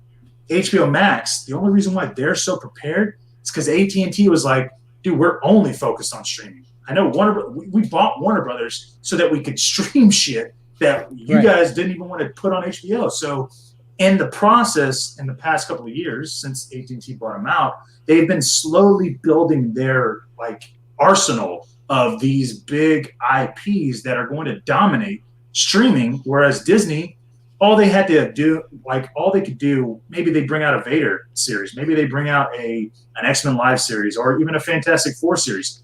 But you're going to need to make it top tier quality, because you have Zack Snyder, you have James Gunn, you have J.J. Abrams, you got Ridley Scott. These are big name directors on one side. So if you're going to do anything on Disney Plus, and you're quote unquote talking about we're so focused on streaming, you better have big time directors and actors, minus Marvel. Now, Steven, you can go. Because he was the one that was against everything else. Everybody got that? For context, I think it's important to look at what we're talking about, because we're comparing two things, right? It's not enough for Disney Plus to drop the ball. We're comparing it to HBO Max, so it's kind of arbitrary who is dropping the ball or making good decisions, because we got to compare apples to apples. And so I align more, my fandom aligns more with the most of the offerings that HBO Max has. I mean, I'm a huge Star Wars fan, but me too. Less so recently, probably. Although I'm excited for most of the streaming stuff they have, but I'm not super psyched. I own the trilogy, the first 6 movies, or I own all of them, but The Rise of Skywalker. Don't really plan on watching the sequels a ton. That's really beside. Well, if you have Disney Plus, you own Rise of Skywalker, you know? Yeah, exactly, true. But I when it comes to Star Wars, Mandalorian, Clone Wars, Rebels, I'll watch all that on Disney Plus. I'll watch Marvel, where it's relevant, but it's more to keep up, not because it's my jam. So when it comes to what am I I guess if I'm rooting for something, I'm more interested in HBO Max having good content, and I really liked what they put out, even the non-IP stuff. What I've seen of Raised by Wolves is great. Well, apparently, Lovecraft Country also. Man, that's a great show too. I've heard good things about it too. I have not watched it. Yeah, I haven't watched it either, but I'm going to. And all the DC stuff I'm looking forward to. Obviously, Zack Snyder's Justice League, big deal, super hyped for that. Newsflash to some people, I guess. And but so like when Disney Plus launched, they had no exclusive content, but at the time they had the best back catalog. Not just one of the, like, I don't really remember how it compared for size, but it was one of the best, the most organized catalogs, because before that, if you'd go to like watch any Disney, or not even Disney, but like any franchise or IP, anything, like the other day I was trying to, my kids just saw the How to Train Your Dragon movies for the first time in the past couple weeks. And one of them was on Netflix, one of them was on Hulu, and one of them was on Amazon Prime, I think. Yeah, exactly. Whereas like you go to Disney Plus and you've got a Pixar everything. Section, and you go there and you go there and you've got a Marvel section and a Star Wars section. And that's awesome. And also as a parent, like that's awesome for my kids, because they like will, like, especially like the Pixar stuff or whatever, they'll watch any of that. And so when it comes time to, like, if I'm going to be scrolling and like looking for something, it's a platform where I know what's there. Even if I don't know exactly what I'm looking for, like you go to Netflix, and Netflix has a lot of good stuff, and it's well organized and everything, but like there's so much of that like infinite scroll that starts happening. Oh yeah. And Disney Plus was like the first one that, like, because of their back catalog, really drastically cut down on that, because you'd go and you'd be like, I'm looking for a Pixar movie. Boom, here's every Pixar movie ever and every Pixar short ever. You can find it. You don't have to search. You don't have to search. There's literally a Pixar section. Great. And then, but they didn't have any original content at launch, and that was a big missed opportunity. Oh, except for Mandalorian. Mandalorian. That wasn't at launch, though. I mean, it was close. Yeah, I guess. close. It was basically at launch, I guess. So maybe that's not fair. Yeah, it wasn't I think they built it up, and then of course. I mean, we're talking like it was like a week or something. I mean, so let's say it was at launch. Right. And it's a huge. I loved that show. I thought it was great. Didn't age as well as I thought it would, but it's great. I'm looking forward to season 2. And then Clone Wars is on there, and they've got a bunch of other stuff in development also. But then you look at HBO Max, and HBO Max, when it compares to Disney Plus, it did the same thing that the other platforms have failed to do, and it's because of the vertical integration. Where I love it, because you go to HBO Max, and not only do you have the section for DC. I'd never watched any of the Studio Ghibli movies. I think I've seen most of Spirited Away, but I've seen like every single one of them on HBO Max now, because of that. They're amazing. And then you've got the Adult Swim, Cartoon Network, et cetera. Yeah, exactly. Similarly to what you have on Disney Plus, and so they have that same feature where like you have less of that infinite scroll kind of swap market. Like, let's see what movie I can find here. Maybe there's a gem. And then on top of that, like you find some awesome stuff on Netflix. But then and then also on HBO Max, you go down and if you scroll to like their blockbuster section, they have right now they have every DCEU movie, every Alien movie, every Die Hard movie, Matrix, every Matrix movie, every original Lord of the Rings movie. And that's awesome, and so that's great for back catalog. But when they launched, they had no exclusive content for a long time. I think their first was like Love Life or something like that. They probably had like 3 shows that were like originals, I think. And then Raised by Wolves is great. I've heard great things about Lovecraft Country. They've got good stuff on there, and so it's not a criticism of like the quality of their content. But they're and Doom Patrol actually, right? Because Doom Patrol, right, exactly. But that was really right? A holdover from. Yeah. I know. I'm just saying. No. But to be fair, exclusive. And where's Exclusivo? Yeah, there we go. So anyway, I'm you were long-winded, I guess, so I shouldn't feel guilty, and I've been off. I joined late here, so I'm just getting my words in. But anyway, it sounds like you're agreeing with me, but. I think it's important to clarify like where we diverge here. So I think both of them stand apart from the other streaming services in the sense that like they have these great catalogs that other services don't have. Even Netflix, the closest Netflix gets to a back catalog like that is with its like original content and the fact that they have like Stranger Things and when it comes to Netflix, it's like sometimes it's like they have so many things that are like you could find so many things on Netflix, but it's just shit. But then you'll find a gem like I said. I mean, I love Dark, the series Dark, a German show about time travel. was a fucking gem to me, and I was like, wow. Yeah. But then there's other things that were just shit. You know. Well, and you've got it's so algorithm driven also. So it's very much based on like what are they presenting to you. But you're not going to go there and be like, oh, let me go check out the, given whatever franchise or whatever studio section of the page. They have these like custom categories where they're like, here's your gritty crime thrillers starring children category, like or here's your bright colored sunshine movies with Tom Hanks in it. I don't know. And like that's like a category they have because they're like, oh, we've got a bunch of these, so here's a category. And it's like that's so different from being like Pixar, Marvel, Star Wars, etc. And then also the other thing Netflix is good at is they'll be like, oh, hey, nobody watched Cobra Kai on YouTube.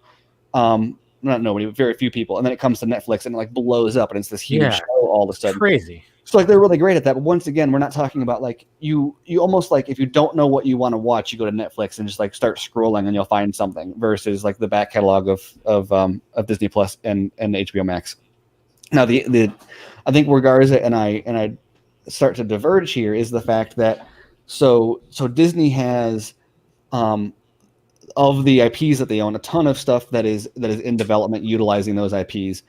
And not just like announced and like coming sometime, but like actively being shot, has a trailer, has a release date, or at least an estimated time window. And we're and these are with people who have established roles in a cinematic universe, from Falcon and Winter Soldier, WandaVision, the What If series. I'm like, when is that coming out? You've got Loki. That's got Tom Hiddleston in it. I mean, he's one of the most popular MCU characters. And so so sure, you don't have a Tony Stark Iron Man series, but you have people who have appeared. People love Sebastian Stan. For example, he's got a big fan. He's got like a smaller Henry Cavill style like thirst fan base. But the point is, these are all like established characters from the Avengers universe who are getting their own shows. Yeah, they're different sizes and whatnot, but the point is like they're about to land on there now. And then you also have Ewan McGregor has an Obi-Wan Kenobi show. That's a big deal. You've got the Nick Fury show with Samuel L. Jackson. What? Yeah, Nick Fury's getting a show with Samuel L. Jackson. I didn't even hear about that. I mean, it's there, but who knows if it's going to actually get made. Well, why did I not hear about that? This is recently, huh? Recently? Yeah. Wait, maybe I did hear something about that. Anyways, sorry. Go on. Anyway, it's that proves my point, though. So go for it. Anyways, that just proved my point. Go on. It's the entire point. Totally shot hole. Yeah, it's done. Sorry. I know. I'm on a good one today. That one's not even in like that one isn't started shooting or anything. But the point is, like, obviously they are actively utilizing all these IPs. And like HBO Max is also, but we've got like the first thing coming is the Snyder Cut in Q1 is what we know next year. And that is something that mostly existed before HBO Max existed, right? But when you have like the Green Lantern show, we don't even know when that starts shooting. They haven't even casted anyone yet. No, they haven't. That's a big thing. You've got Justice League Dark. We don't know officially who's going to be in it or who's going to be cast in it. Or they still spent $500 million on J.J. Abrams to get that going. You know what I mean? Like we may not know anything about it, but they spent a lot of money to get it going. So I'm just saying it's got to be going. Right, but when we're talking about like when are we going to see this stuff? Are we going to see this? Is it going to be like surprise? We shot all of Justice League Dark and here it is. It's J.J. Abrams, so who knows? Maybe, but I very much doubt it. Yeah, that'd be crazy. If all of a sudden we get a trailer like tomorrow, what the fuck? Yeah. J.J. Abrams just shot this on secret. Yeah. What the hell? Only that guy. In the next year on Disney Plus, we're gonna get like a handful of original. Like, there's going to be more hours of. I haven't done the math on this, but I'm willing to take a gamble on it. There's going to be more hours of Marvel content and Star Wars content released on Disney Plus next year, or over the next 2 years, than there was in theaters over the 2 years before that. I think that's a pretty easy. And that's fair, but here's the point, right? And this is where we go from HBO Max to Disney Plus. Disney Plus is all about quantity, because you're right. They might have more hours, but it might be shit out. Like, dude, like for me, and this is obviously I'm a big fan of a lot of things on HBO Max. I'm a huge Star Wars fan, but dude, I do not give a shit about Loki or fucking. Well, sure, but are you talking about what streaming service you're going to enjoy the most next year? Or are we talking no. But listen, but I'm talking about me as a fan, right? Like, I'm going to watch it. If there was an Iron Man show, if there was a Captain America show, if there was a Thor show, I'm not even a big fan of those characters. I'd be like, fuck yeah, I want to watch it, dude. Like, I'm down for it.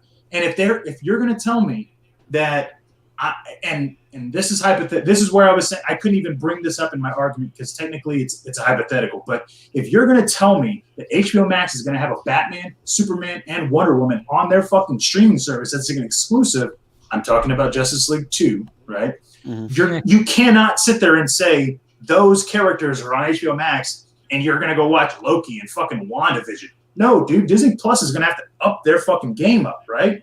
But here's the thing. If they were going to do that, Chris Evans is done as Captain America. So is Downey Jr.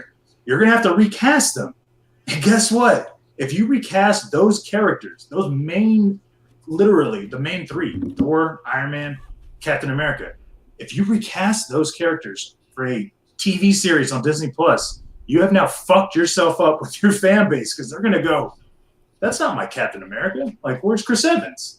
And is he from the same universe? Recast? I mean, I don't think any of that matters personally. Well, why would they? Right, you're right. Why would they recast? Chris Evans isn't going to do a Disney Plus series. Well, I mean, they have a Captain America series. Yeah. Right? It's called Falcon the Winter Soldier, and it's about the guy that inherits the shield. If they have an Iron Man series, it'll be about Iron Man Junior or whatever. It'll be Iron Lad successor. I'm aware. Hold on. I'm aware that that doesn't have the same like IP value as Iron Man. So I'm not saying like that's going to go head to head with Wonder Woman, but you're making an argument that because the number one headline characters aren't going to be on there, there is therefore like you can't totally diminish that value. Like it or not, like Wonder Woman is huge, and I don't know. I guess are you saying there might be a Wonder Woman? Oh, you're saying Justice League 2 is where she would be. She would right, Justice League 2, yeah, because at the end of the day. And I don't mean like those characters aren't big in their own right. I don't mean that. I'm talking about competitive wise, right? Because Marvel and Disney Plus are very reactive sometimes when it comes to DC. And if DC is going, you're not going to spend $70 million on Zack's movie to go. Dude, we don't need to hear about yourself. Yeah, that's it. But I'm willing to just run with the assumption that.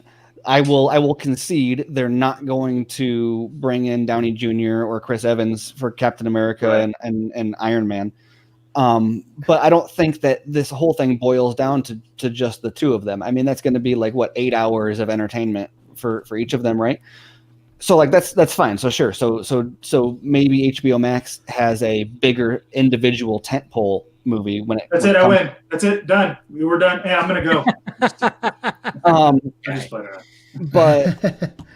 But we're talking about like the breadth of original content. It's like how long are people engaged with the platform, and so that comes down to like the hours of content using these characters are.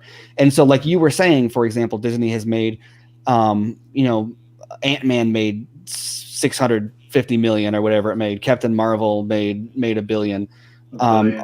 And so you've got all these characters that were, I mean, even you were talking about Captain America and Iron Man, they were the B squad right before the MCU started. Like they were C-listers.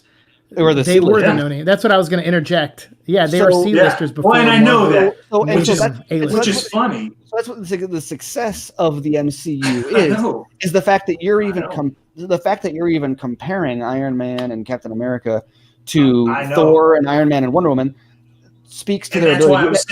So the reason you have someone like Ant-Man making all that money, to me, says that like a She-Hulk series, because it's tied to the MCU, has the potential to be as big as The Mandalorian.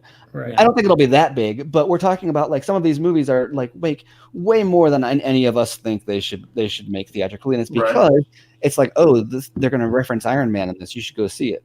or whatever. I mean, not to people are fans. Like whatever reason it is that you go see it, if you legitimately like it, or if you see it just because it's required watching for this other stuff. I mean, look at what they did with with Daredevil. Not that Daredevil was a nobody character, but I mean that was really impressive. And that wasn't even Marvel. That was like halfway tied into the MCU. Yeah, that was Marvel Knights. Yeah. So you've got a Loki series that with Tom Hiddleston. You've got a who gets the mantle of Captain America and Falcon and the Winter Soldier. You got WandaVision, which is going to do something with the multiverse and tie into Doctor Strange. Like even if I'm not even arguing quality. Like even if these aren't as good as Justice League or Green Lantern or whatever, it's on Disney Plus, which by the way has like more than double the subscribers of HBO Max. Well, because they're worldwide, but go on. I mean, it doesn't matter, right? I know. I'm just saying they're worldwide. Like, dude, because of HBO Max world reruns.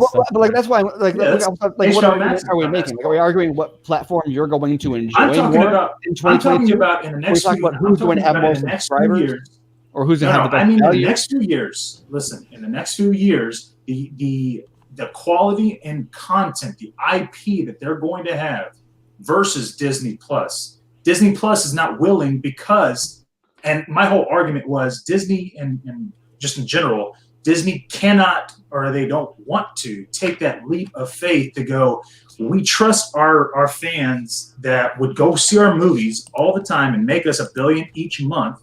We trust them enough to watch our content on Disney Plus. Their CEO or whoever is the one that said, Disney, we believe in streaming.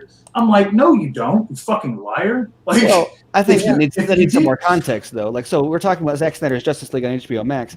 The only reason we're getting that instead of that being their theatrical property is because all of the behind-the-scenes stuff that happened with Zack Snyder. That very well could have been a theatrical thing and not. I mean, it was not designed for streaming. It's being retrofitted for streaming. And Disney, when they developed the strategy that you're criticizing, Disney developed when the theatrical model was still their primary model. They're saying now that they're committed to streaming because they have no choice. They have. That's what I was going to bring up. I mean, like the fact that things have changed now. And so Zack Snyder's Justice League does not exist because AT&T adapted before Disney did. Disney adapted first. They got all their stuff in the works that HBO Max does not have in the works when it comes to their IP. And the reason that you don't have the reason that like Doctor Strange and the Multiverse of Madness is a movie and Thor got Love and Thunder is a movie and instead of being a theatrical series is because when they went into development, the theatrical model was the best way to monetize those characters. Right. In the same way that when League went into production, it was theatrical because theatrical was the best way to monetize those characters, and things changed. Yeah. And so you can't be like, oh, COVID happened and now HBO Max has the biggest property coming with Justice League and Disney Plus doesn't, therefore they haven't adapted. We don't even know. Like, for all we know, Love and Thunder could be adapted to be a streaming series out of necessity because there's going to be no theaters to put it into. Multiverse of Madness could end up being retrofitted into a streaming series.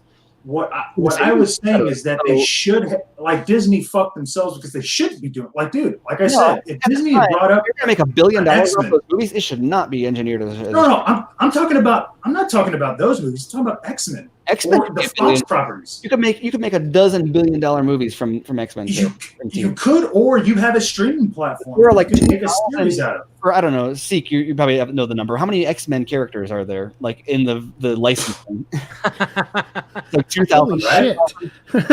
Yeah, you put them on fucking 2,000. So I can make $12 billion movies from X-Men characters, and then on top of that, you've got another several dozen streaming series stocked with those characters. Like the licensing goes, like the license on those goes so deep that of course they're not going to put Wolverine on as a streaming series. It'd be awesome, but he's going to make him $1 billion in the theater. In the same way, if Ant-Man can make 600 million, then Wolverine can make $1 billion, right? So, but let me ask you this question: why can't they do both? I mean, they can. Like Kevin Feige. Because HBO Max and Warner Brothers is doing both the Batman, right? But we're talking about a movie that is being retrofitted for streaming because of behind-the-scenes drama that is totally different from it being engineered from the ground up with that being the intention. I mean, but let's assume that the second season is going to happen again on HBO. But it's not in development yet. Like if you're going to talk, if we're going to talk, officially. But if we're going to talk about Justice League 2 as an example, like sure, let's accept that's in development, but then you have to compare that to everything that Disney Plus has in development. Or what about Green Lantern? Assuming, where are they on Green Lantern? They've announced showrunner, right? And it's and they have changed that a couple times also, right? So they've had several false starts with Green Lantern. So if we're gonna give Warner Brothers the benefit of the doubt on stuff like that, then you also have to say like AT&T. Okay, so sorry, you're right. But so if you're gonna like give them the benefit of the doubt in that way, then you have to give the same benefit to Disney Plus and say like, okay, because of COVID, they're probably gonna adapt their strategy, and we're probably gonna get Thor.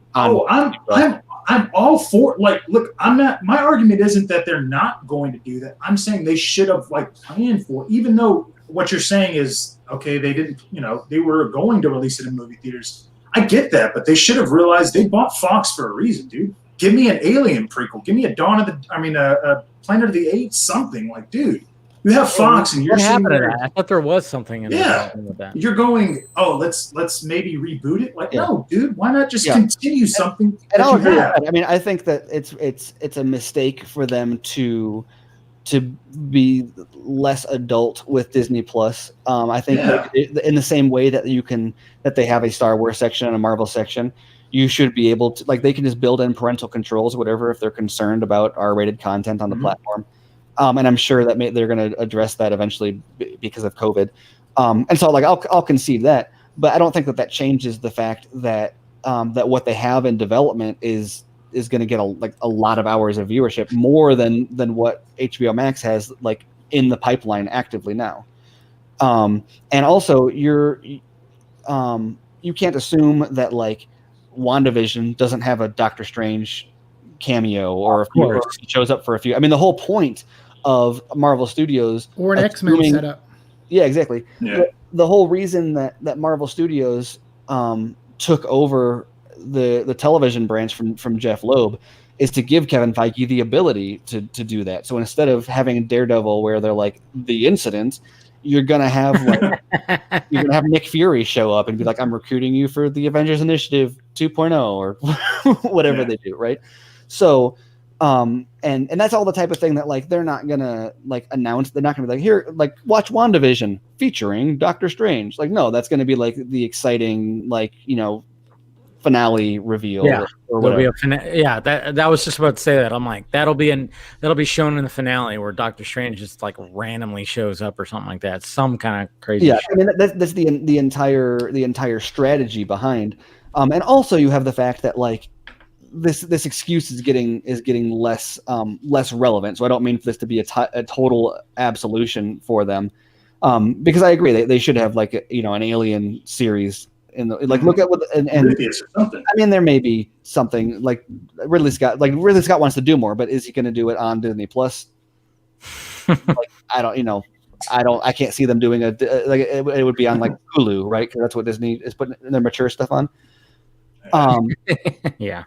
So I think that's a big missed opportunity. But also you have to remember, especially you're talking X-Men, legally they weren't allowed to begin developing anything on that until after the Fox deal closed. Yeah. And so it's not they had stuff in the works, at least not officially. Until they probably talked about ideas. Yeah. Right. But legally, because they were interacting with those teams, they can't start making plans for the use of that IP until they actually own the IP.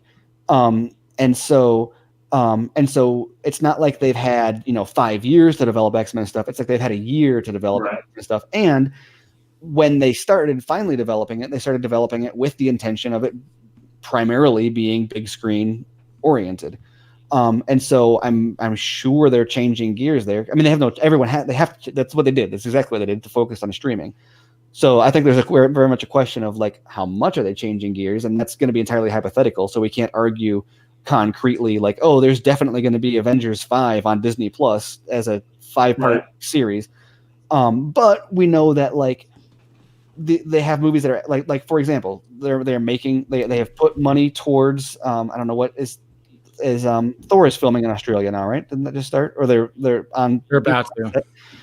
but they've developed money. They've created a script. They've got some production started.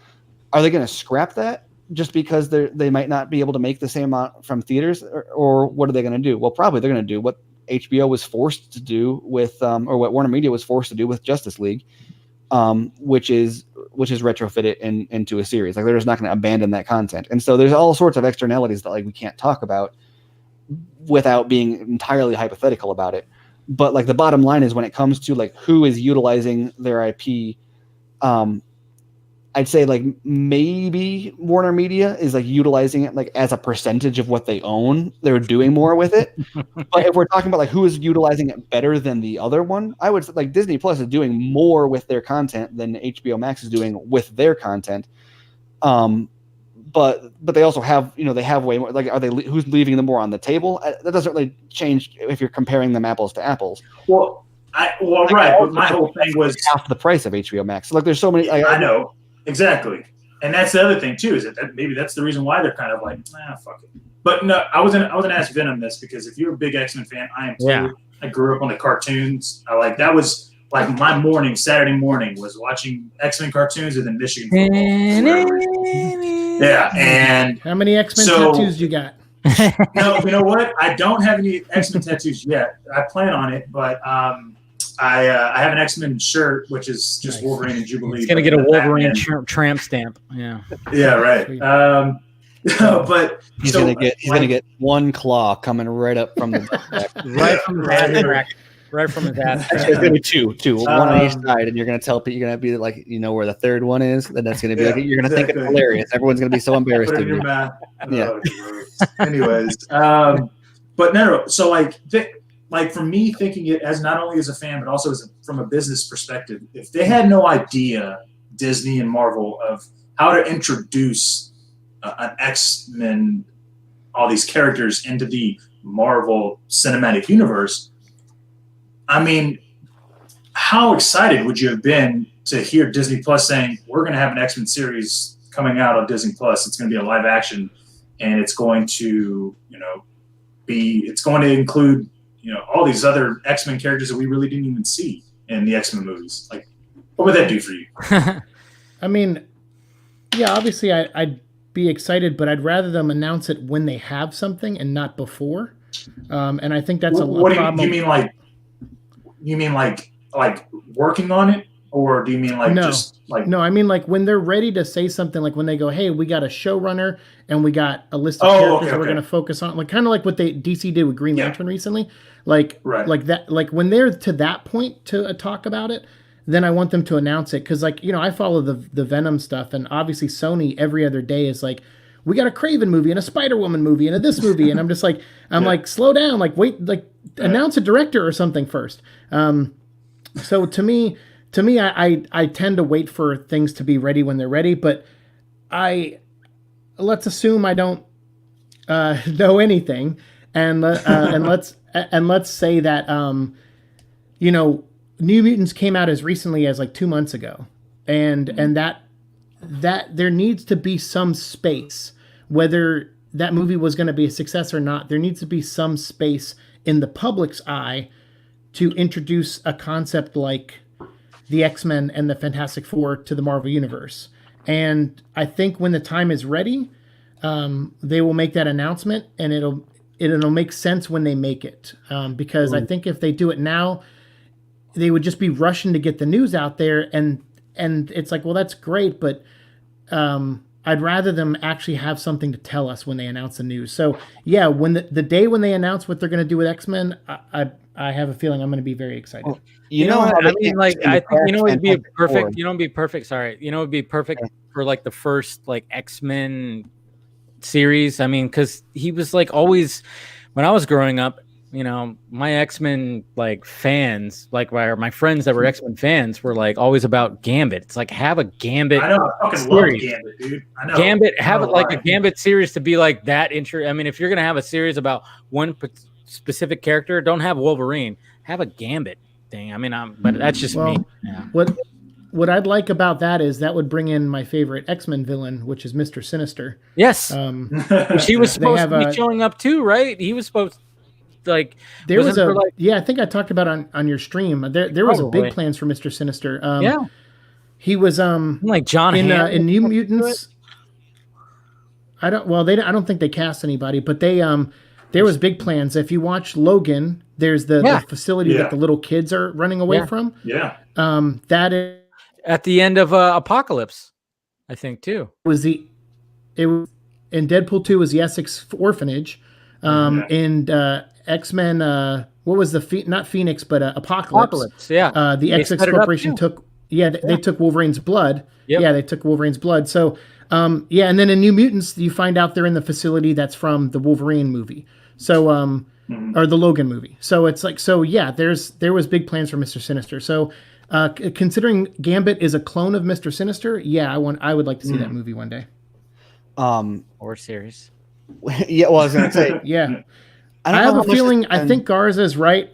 I mean, honestly, I think Garza's right in the sense that if they do make X-Men, I'm not kidding. If they do make X-Men, it'll probably go to the streaming service because one, there's a lot of characters. One thing Marvel's been really good at is not making the Avengers first and then everyone individually. So where X-Men works is you could make a Cyclops. You could do an episode where it's like, all right, this is a Cyclops and Jean Grey episode, and this is a Beast episode, and an Iceman episode, and you could build the characters. You could call the show Children of the Atom, and you could build the characters and introduce everything. And that's a smarter way to do it. Fantastic Four, you need Doctor Doom in the main MCU, and so that makes sense to make them a movie and X-Men a show. Although I was gonna say, I think that people.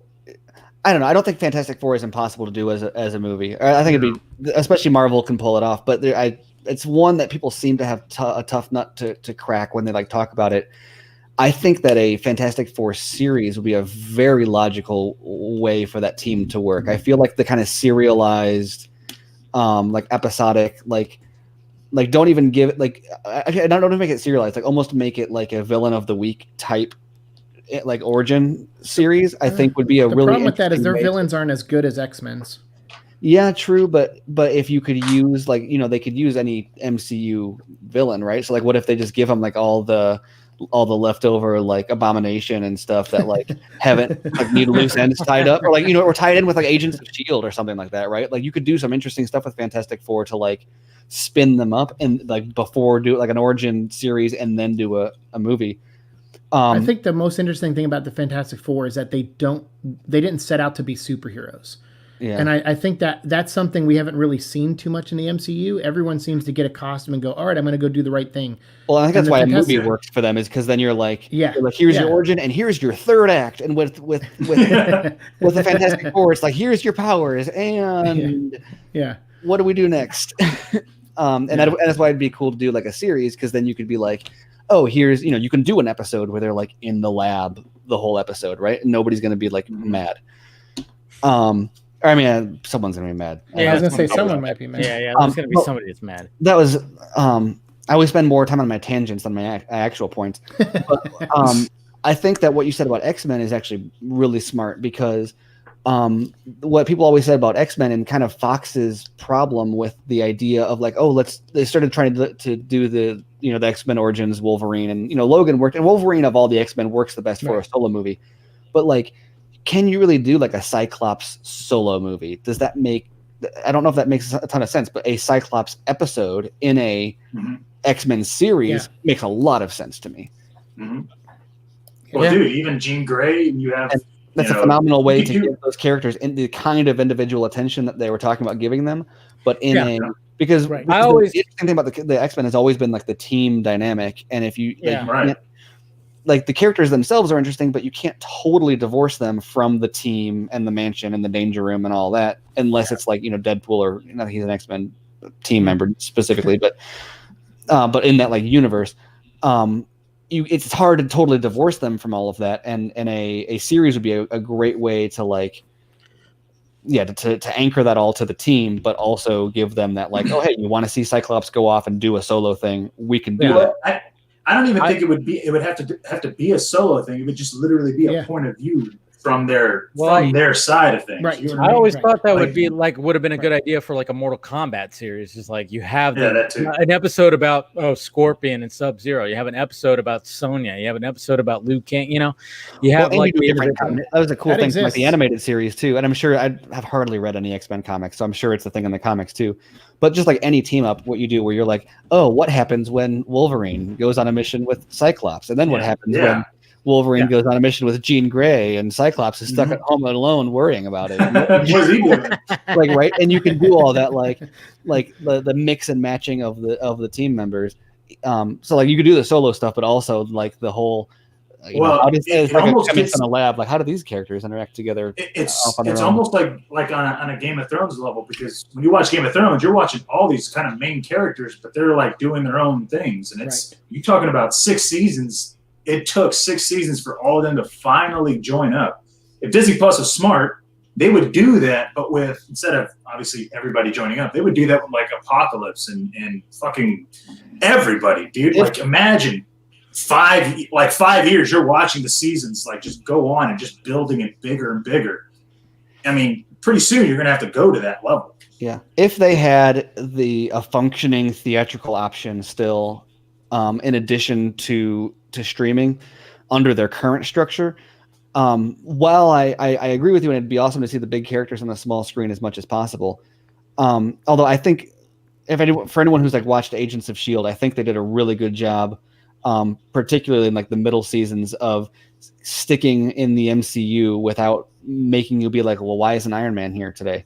But if you're talking about like Game of Thrones, I almost think if they had the option, it would be more interesting to do like what Netflix did with like the street level heroes and the defenders, and get all these smaller teams, all the street level stuff going as a Game of Thrones style show, where you've got Agents of S.H.I.E.L.D., you've got Daredevil, you've got Luke Cage, you've got Jessica Jones, maybe you're Fantastic Four or whatever, I don't know. And sure, you have Spider-Man cameo on Daredevil, and you have whatever going on every once in a while, but you have this big network of like street level stuff that forms a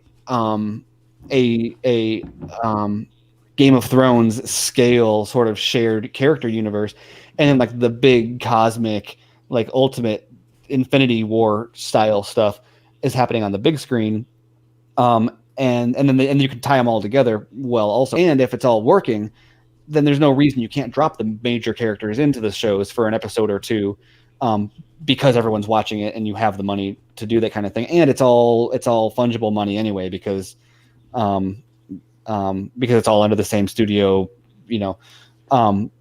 but I think I would prefer that versus like for the Marvel structure, as opposed to considering they have so many characters they haven't utilized, as opposed to doing a like what they did with phase 1 through 3 of the MCU on a TV scale, if that makes sense.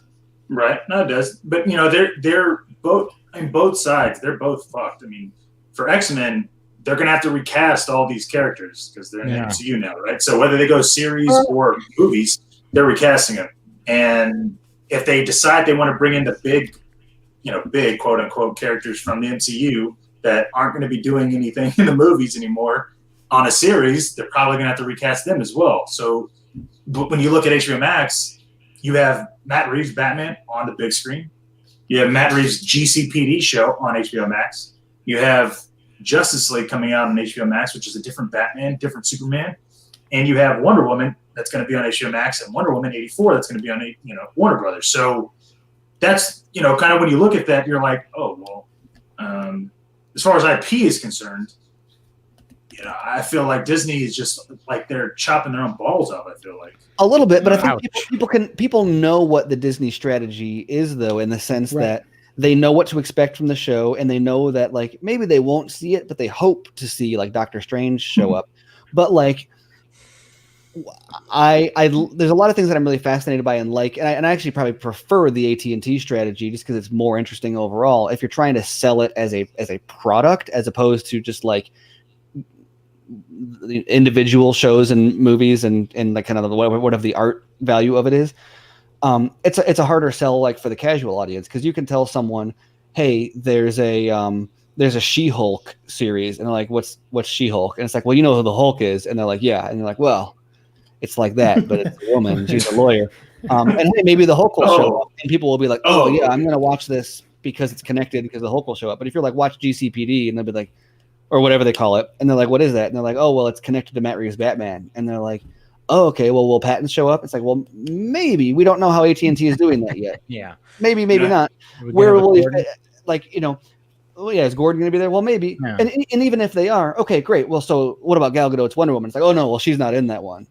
And it's like, but she is on HBO Max. It's like, yeah. And it's like, okay, well, but she's not in that. And it's like, no. And it's like, okay, but, and so, or there's two Batmans. And there's gonna be multiple Supermen also. I guess one of them is on the CW. I don't think the Superman low at CW, right? Not HBO Max. Right. And so it's like, I love that, because I just love the idea of like my personal Batman canon is like a timeline of comics that don't really fit together in actual continuity. They're just like thematically make a cool arc, as opposed to like everything, working together perfectly.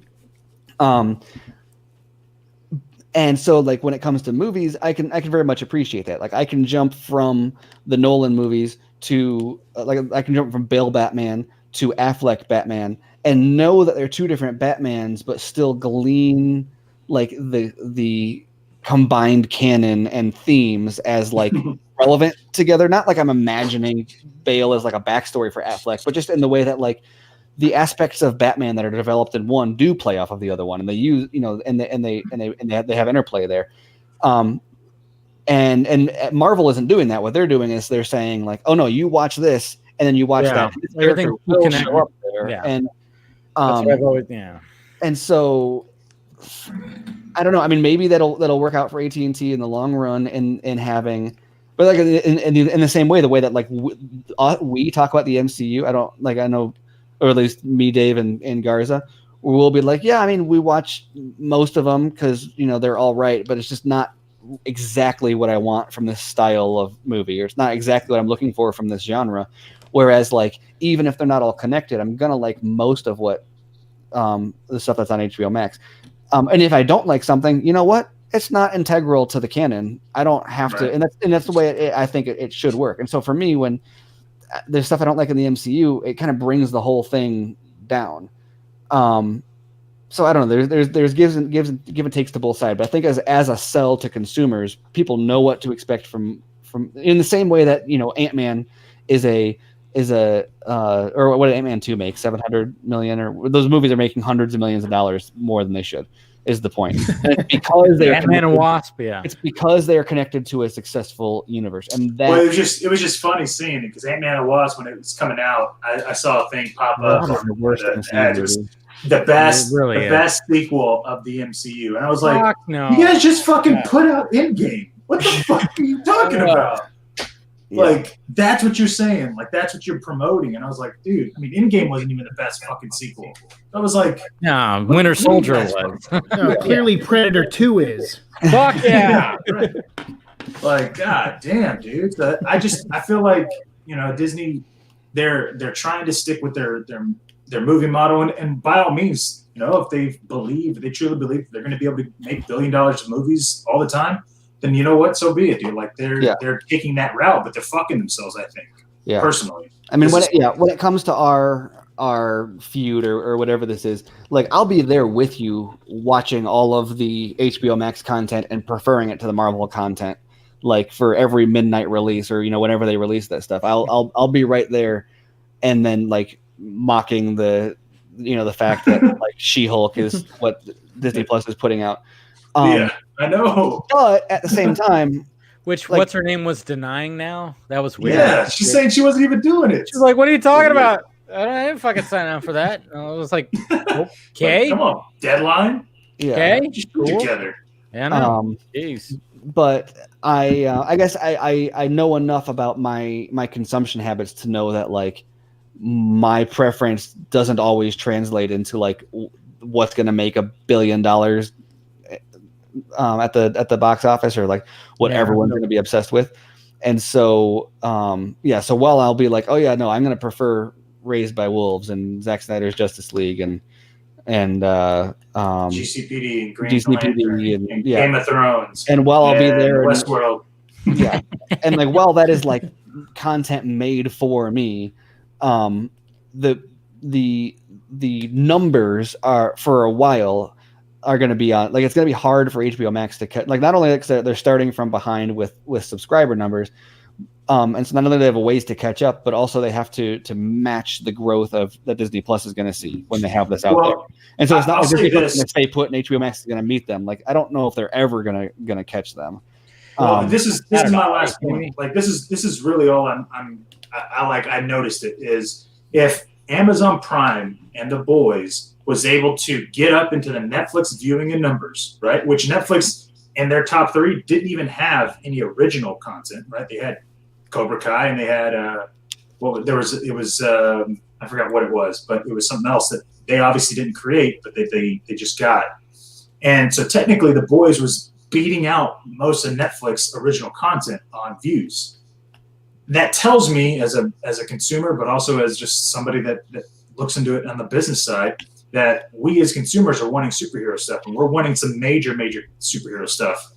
And so when you look at what Disney Plus could be offering as far as superhero stuff is concerned versus HBO Max, that's where I kind of see why I think HBO Max is going to, not necessarily right now because they're not even worldwide, but they've been building that foundation going. Superheroes are here to stay, obviously. That's a given. And we're willing to bet it all on our biggest IP. Justice League Dark, Justice League, Green Lantern, fuck it. Like, we're going to even pull from Matt Reeves' universe and Batman. We don't give a shit. We just want superhero stuff. And Disney's still kind of like, well, but I mean, there could be movies still being released, so let's just go ahead and skip Mrs. Marvel and let's well, yeah, but maybe Moon Knight. You're comparing a pre-COVID standard AT&T strategy to a Disney strategy that has not yet. Like, AT&T just happened to have a strategy that is more adaptable to the death of theaters. Because they had already been like they were forced to go like the multiverse model and let's go ahead and just do a bunch of Batman. Like, after years and years of Warner Brothers being like one Batman at a time and never on TV, AT&T is like, you own the Batman. Fuck that, dude. Like, you own Batman, and you're like, we're just gonna do one Batman at a. Like, who owns Batman and says I'm gonna do one Batman at a time? I don't know. Let's do fucking 5. It's fucking stupid.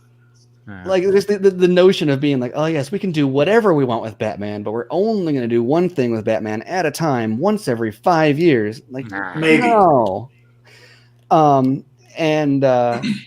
So, like, you compare that, like but so now you have that environment though, where they're like, you know what, we're going to have multiple Batmans in production at the same time. We're going to have, and you're going to have top tier directors doing it, because you have Zack Snyder and Matt Reeves. I mean, dude. Yeah. They're involved. You can't just say, oh well, maybe. No. Either way, they're still involved. Yeah. But I mean, you've got Robert Rodriguez and Jon Favreau and Bryce Dallas Howard and Rick Famuyiwa and Taika Waititi, on. Yeah, but Star Wars fans, man, they're fucking finicky, dude. Like, I love Star Wars, but dude, those Star Wars fans are fucking. I know. I'm just saying you can't be like, oh, AT&T is using top tier directors and Disney Plus is like using exclusively nobodies, because that's not true. I'm more or less focused on the Marvel content than Star Wars, because you're right. I mean, Star Wars at the end of the day, I mean, we don't know what they're going to do, because all they've done is Mandalorian, and we don't know what the season 2 is going to be. And we've already seen that. We haven't seen anything from Marvel. That's what I mean. You understand what I'm saying? Mm-hmm. So it's kind of like that's we haven't, but the expectation, because it is all structured under Marvel Studios, should be, and at least this is their intent, and what has worked out. The reason the MCU is what the MCU is, it's McDonald's, where they're like, hey, you like hamburgers at this McDonald's? You're gonna like hamburgers at this McDonald's too. Yeah, we know they're in different states. We know that they source their beef from like different factories. Pink slime, the same fucking thing. If you like it, you're gonna like it. You're gonna like it. And so I can't imagine I've seen enough. I've gotten hyped up for enough Marvel movies being like, ooh, this is going to be their spy movie. Ooh, this is going to be their war movie, and then seen it to be like, oh no, it's just a Marvel movie. To know that like they're going to have a show come out and it's going to be, ooh, it's going to be their multiverse movie. No, it's going to be a Marvel. It's going to be a Marvel show.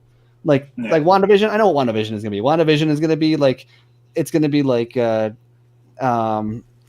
It's going to be like Captain Marvel. It's going to be like Black Panther. It's going to be whatever. They're all. I haven't seen any of those, so all right. Yeah, it's going to be better than that, I think. I wasn't saying, but we didn't love those, but people watched them and people enjoyed them. And people still love them. Yeah, I get what you're saying. And so, like, while I didn't love them, it wasn't because it was different than other movies that I liked. Like it was exactly like Captain Marvel was no different than like any other Marvel. So my criticism for it is not that it was like it presented exactly the same thing Marvel always did, and I didn't think that was a situation where you should present the same thing you always do. But other people liked it because they knew what to expect and they appreciated it and they enjoyed it, and so and it is a proven winning strategy. Now, will that last? Are people going to get tired of that? I don't know. People haven't gotten tired of McDonald's yet. They already have. So I think they have. Maybe. I mean, and whether or not Endgame like jumped the shark, I think is a big question there. Of like, there's kind of an exhale of like, we've seen them all now. Like, and it's like, well, no, there's more. It's like, well, let me take a nap and then I'll. I think like with Captain Marvel, it was like they were trying to do something different. Like, hey, it's going to take place in the 90s. We have an origin story that takes place in the 90s. We're going to have, she's going to wear a 9 Inch Nails shirt. They're going to have a Terminator reference. Oh my God, watch this shit. And it didn't fucking work because then all of a sudden it's like, hey, guess what? We're going to show the origin of why Nick Fury has an eye patch. And it's because of a fucking alien cat scratches. And it was like, oh, good God. I mean, I think they were hoping that it was going to be something different, but at the end of the day, it wasn't, and it was just fucking cheesy. Well, because it's the same ingredients. Yeah, it was, and they try to. You can add a little more paprika. You can change the presentation, but if you put the same thing in, like if you use the same ingredients, what do you like? Okay, you can use it different. You can cook it differently. You can present it differently. You can use food coloring. We're gonna marinate it this time. Yeah, there's all sorts of things you can do to change the way it looks. You can add 90s references, but like I don't know. I'm trying not to use pink slime just because I'm trying not to be too derogatory at the MCU because that's not my point here. I said that earlier. But that's you look at like the Taco Bell menu, for example, and like how many individual ingredients are in that like make up the totality of Taco Bell food. There's like 5 things on their menu, but they make 500 things out of those 5 things, right? Everything essentially a taco. And I love Taco Bell, right? Like, and people are like, that's not real Mexican. And it's like that's not the point. Like it's like whatever. Like who cares? Like it's just food. Like I will defend Taco Bell day and night, and so it's not a derogatory. That's not a derogatory thing. They get a winner like that grilled cheese burrito that they had, and I was like, "That's amazing!" And they got rid of it. I'm like, what? You know what that was? It was a tortilla and cheese and beans and it was all the stuff they already had behind the counter. Just an excessive amount of cheese, and I was like, "That's amazing!" Or it's like they put it on top. It's the exact same thing. It's the exact same thing as their quesadilla, but they put cheese on top and they press it and they made it a burrito. It's the same ingredients. They just kind of dressed it up differently and gave it to you, and you were like, "This is awesome," and that's what Marvel does. And then I was so disappointed when I was in the drive-thru line. I'm like, "Do you guys still have the grilled cheese burrito?" No. I'm like, "Fuck." Yeah. All right. Well. Hey, Venom. I wanted to ask you this. Sorry. You've been quiet. Yeah. Well, not even that. It's just been kind of going on for a while. But I just saw something in the comments and it made me remember something. So, the other thing that these execs at Warner Brothers, where they fucked up again, right? Where they had the opportunity to show AT&T that they knew what they were doing on these movies, these comic book movies. Where they fucked up was with Joker, because all of a sudden they sold that 3 ways. And this film ends up making $1 billion. And I think that right there had a big thing with AT&T going, you guys don't even know what the fuck you're doing when it comes to running a studio. So let's just go ahead and really focus more or less on streaming. We already are making our money. We don't need Warner Brothers. So let's just go ahead. We have some new product coming out we want to focus on. And I think that because if you look at Disney Plus, or not Disney Plus, but just Disney and Marvel in general, like they don't have, at least for me, I don't think that they would have a product that they'd be able to make that would make $1 billion. That would be just something completely different, separate from anything that they've done, Marvel-wise, right? Because I mean, you can't. I wouldn't think they don't have any kind of like villain where you could just go, oh yeah, just literally only a villain, nothing else, unless you bring in Spider-Man, which is what happens with Venom, right? Mm-hmm. I mean, that's what I'm saying. Like Disney doesn't have it, or at least Marvel doesn't have anything except for what happened with Venom. I'd watch a Doctor Doom movie for sure. Yeah, I think they've got a lot. That's just not their approach. And don't mind me being quiet. I was just trying to get this Optimus Prime toy out of my ass. So trust me, I'm fine over here. You guys talk DC. Man, you really need to having your camera off. Well, I know. I'm sorry. I didn't want to get him banned tonight. Things that he could be doing. Yeah. It's not out yet, so I might need a minute. But stupid. But I transformed him in the truck inside my ass on accident. So yeah. As to what your question though, like I do know when a company acquires another company, there is an understanding of, okay, things are going to change, but and I'm sure you're just speaking kind of in hyperbole, but I don't think anyone came in going like, hey, you guys don't know how to do your job, we're going to help you. Right. It's definitely like, I think they even said in the trades, which makes sense, they took like a year to evaluate the company. So they were like, hey, just run things the way you do for a year, and then we'll kind of analyze what we've seen, and then we'll go from there. And they went from every division, from DC Comics to Warner Brother Pictures to the animation department, and they analyzed every single section. They saw what was profitable, what wasn't, and they have to analyze that. So it's never like a personal thing in business where they come in and go, hey, you suck at your job, we're going to do it better.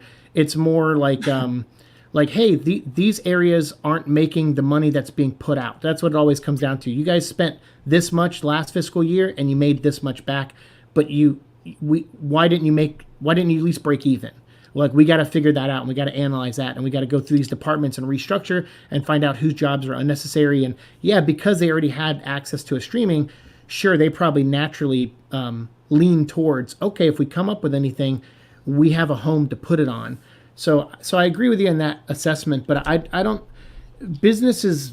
I know we all fight over things because we all have a bias and we have passion. We're very passionate as fans online about stuff, but it's not like that usually in these rooms when people come in to acquire stuff. It's more about the numbers, because really at the end of the day, that's all anyone cares about that works in those offices. Yeah, numbers, analytics, all that shit. Yeah, and like I said, doesn't mean they won't allow people to be creative or trust people, but to be creative and make them money. But like I said, sometimes you have situations where like, all right, we gave you this to make, and then halfway through they go, oh my God, we feel like we made a mistake. And unfortunately, that's where they should just go, hey, we made a mistake, but we got to let it happen. Like, to me, that in a lot of instances, that does happen. They'll be like, you think anyone watches those Resident Evil movies and go, yes, we nailed it? No, they go, God. Fuck, why do we keep hiring this guy? And then it releases in China and it makes $100 million, and they go, oh, that's fuck, what thank it you, is. China. Right. So sorry for the swearing, but yeah, like they kind of just come on. They kind of just quit swearing. Focus on getting that Transformers toy out of your ass. I'm sorry, I meant to say but. Stupid. No, you're right. He's out crazy. now. He's out now. Oh, good. Take a drink, everybody. Take a drink. I said that something so like level-headed and cogent followed. I'm just getting this Optimus Prime out of my ass. Like, that was a very impressive like soliloquy. Well, I have brain damage. Well, I mean, if it was going to be anybody, I'm glad it was Optimus Prime, I guess. Yeah, I know. I mean, what, you think I'm going to shove Starscream up my ass? I mean, it might hurt more. Look, yeah. What kind of weirdo do you think I am? Jesus Christ! It's just cylinder. He's got standards, all right, Garza? You know what I mean? Yeah. Whereas Yeah, or a gun. Fuck. If we're going 80s. We're talking. All right. I think that's a good way to. I think that's a good way to end the stream. You know, with Optimus Prime getting removed out of Siike's ass. Yay! I think we're successfully it's been removed, and I think that's good. We did it. Yes, we did it. We definitely did it. Shit.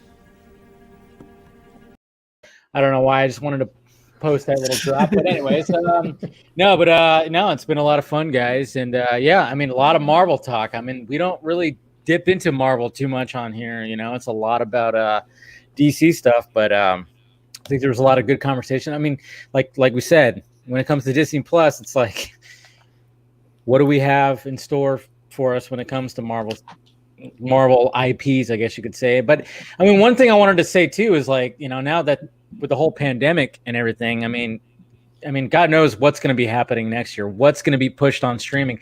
To me, I thought Black Widow should have already been on Disney Plus. I mean, it's like, why is that being pushed and pushed and pushed? It's like she's not like this huge character. She's not Captain America. She's not Iron Man. She was always like kind of this side character that was like, yeah, Black Widow. She kicks ass. Look at her. She was always like a Hawkman. Yeah.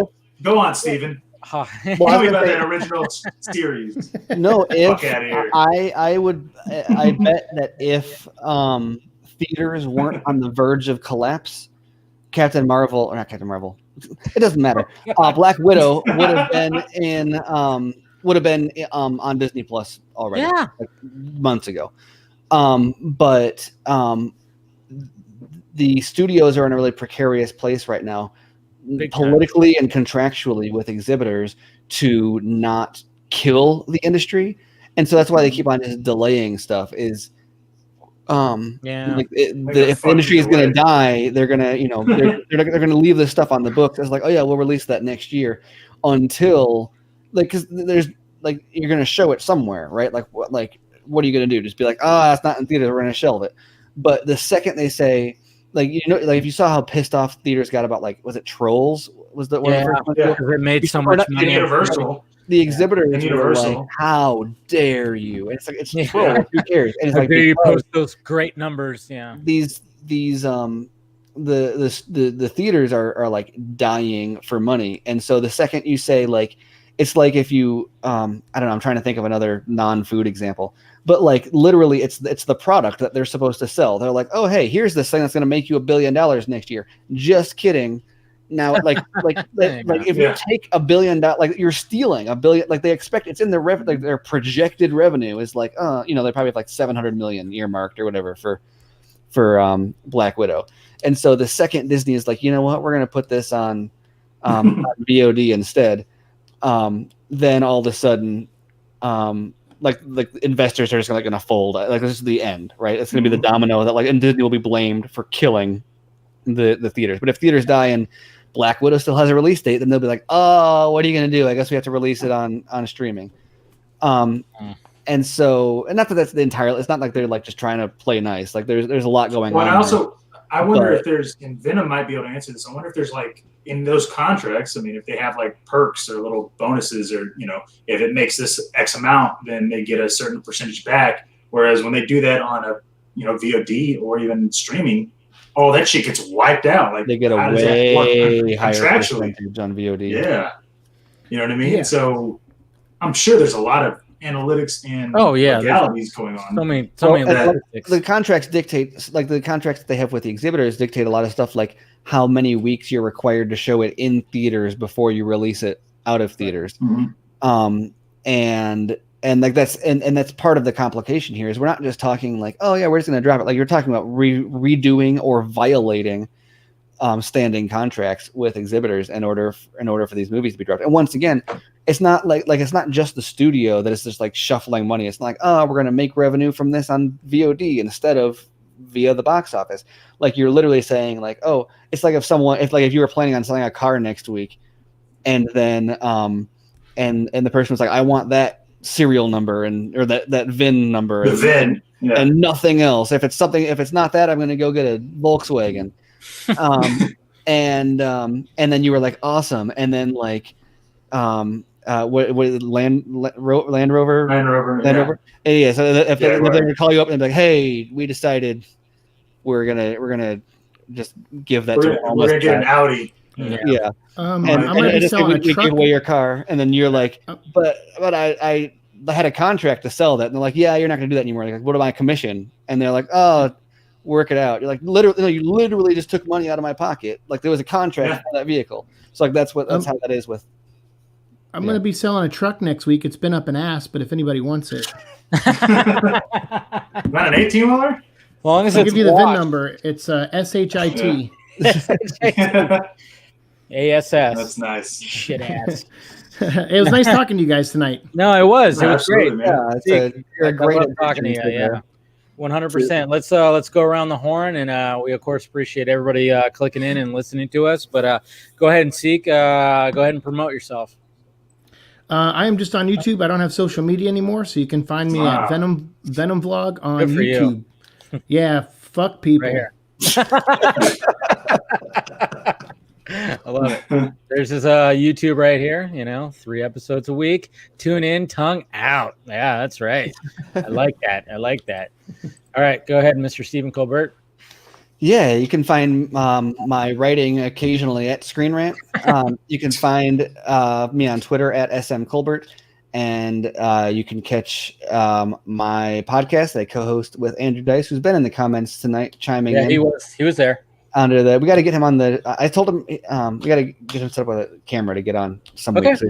Yeah, I would love to have him as a featured guest, and then of course you would be there too. Yeah, talk over him. Yeah. But we. Everybody got that? Sorry. We do BVS by the minute, and sometimes Justice League by the minute, up until there is a Justice League to do by the minute. Until then, it'll be like trailer analysis and stuff. But yeah, that I'm gonna teeter out of this in the most awkward way, and then now it's Garish's turn. Yeah. Actually, what's funny is I put my Instagram thing in there, so if anybody's watching, they can look that up. But just because, fuck it, who cares? I have an extra camera I can send him. I don't know if it's on my desk. Been sitting here with you. Really not have a camera, man. But also, I gotta, even though you guys are just never gonna watch it, I gotta raise our Wolves trailer that I'm fucking ecstatic about dropping. So you could just, if you just check me out. I think I have on my Instagram, or even just type in John Aaron Cars and put like the Game of Thrones way. You can find my channel, and it'll be exciting, man. I feel like that show is gonna be next level, dude. It's just Ridley Scott fucking he put his imprint on it. Oh yeah. And I mean, that's all it is. So I'm just saying. That's the next era of television. It really is. Yeah. I think so. Mm-hmm. Yeah. That's what I'm saying, dude. Like this, like the only reason why I'm just so in love with the show is like it's so fucking amazing that you're literally starting somewhere where you have no idea about that. Yeah. If I landed here in Austin, right, Austin, Texas, I had no means of transportation except for just walking around, right? And I'm just staying here. I would have no fucking idea about anything in Alaska, in Europe, in Africa, Antarctica. Like, I would never know about any of that. And so we're going to learn about that shit. That's what's so awesome about Ridley Scott. Like, look at like everything that he does is like Alien, Blade Runner. Yeah. It's all about like Halo. Yeah. I mean, it's all about like, just like artificial people and, different beings. And I mean, even with Raised by Wolves, it's like, what year is this? Yeah. They say, but like, 21. But he drops you into this place with people where it's like, there's a clear culture, history, like backstory. Like there's clearly stuff going on. But it's so devoid of context that it's entirely kind of the story and the themes that he feeds to you. And that's what I love about Raised by Wolves, because like you have these androids that are trying to raise like these kids, and then of course they have that, and then you have the subplot of these humans that survived this war, and then you got that backstory of, I'm not going to give it any spoilers, but it goes deep, and there's some shit that's like, what the? I mean, first couple episodes, it was like, oh, wow. interesting. Well, no, and the way it ends, like obviously I'm not gonna say anything, but the way it ends, you're just like, oh shit, dude, like what the fuck? Catch up this weekend. I promise, guys. Yeah, you're just like you're taking you're like, oh fuck, okay, well, okay, sweet. And the only other thing too is the showrunner Aaron Guzikowski. He's already planned it out for 5 to 6 seasons, so he already has his idea. That's pretty good. Where it's going. So like when you're watching it, you can be confident in going, I know that there's reasons for all of this shit that's happening. You know what I mean? Yeah. So anyways, that's all. I'm excited. So, but yeah, no, Venom. It was a pleasure talking with somebody about Marvel too. That I mean, this is a very good Marvel, not the shitty Marvel. It's funny. I'm such a big DC fan, and I was like, hey, cool, I'll talk DC stuff, but well, we did. That's cool. We did, but I mean, you have a unique knowledge with Marvel, and I think that's what we appreciate. And well, you have a unique knowledge of like working with studios and all that stuff. Yeah. Too. I think that's the biggest thing. And of course, Siike, you're welcome back anytime. I'll send you a link if you want to just join the panel and stuff like that. And yeah, sure. We'll have you on again. And like I said, everybody, thanks for clicking in. And like I said, you can follow me. Of course, you can follow me on the Twitter right down there, which you can see right there, Davey Pena. And then, of course, hit that like, thumbs up button, smash that thing, and subscribe to both channels, this one, and hit the notification bell and all that stuff. And we will talk to you guys later.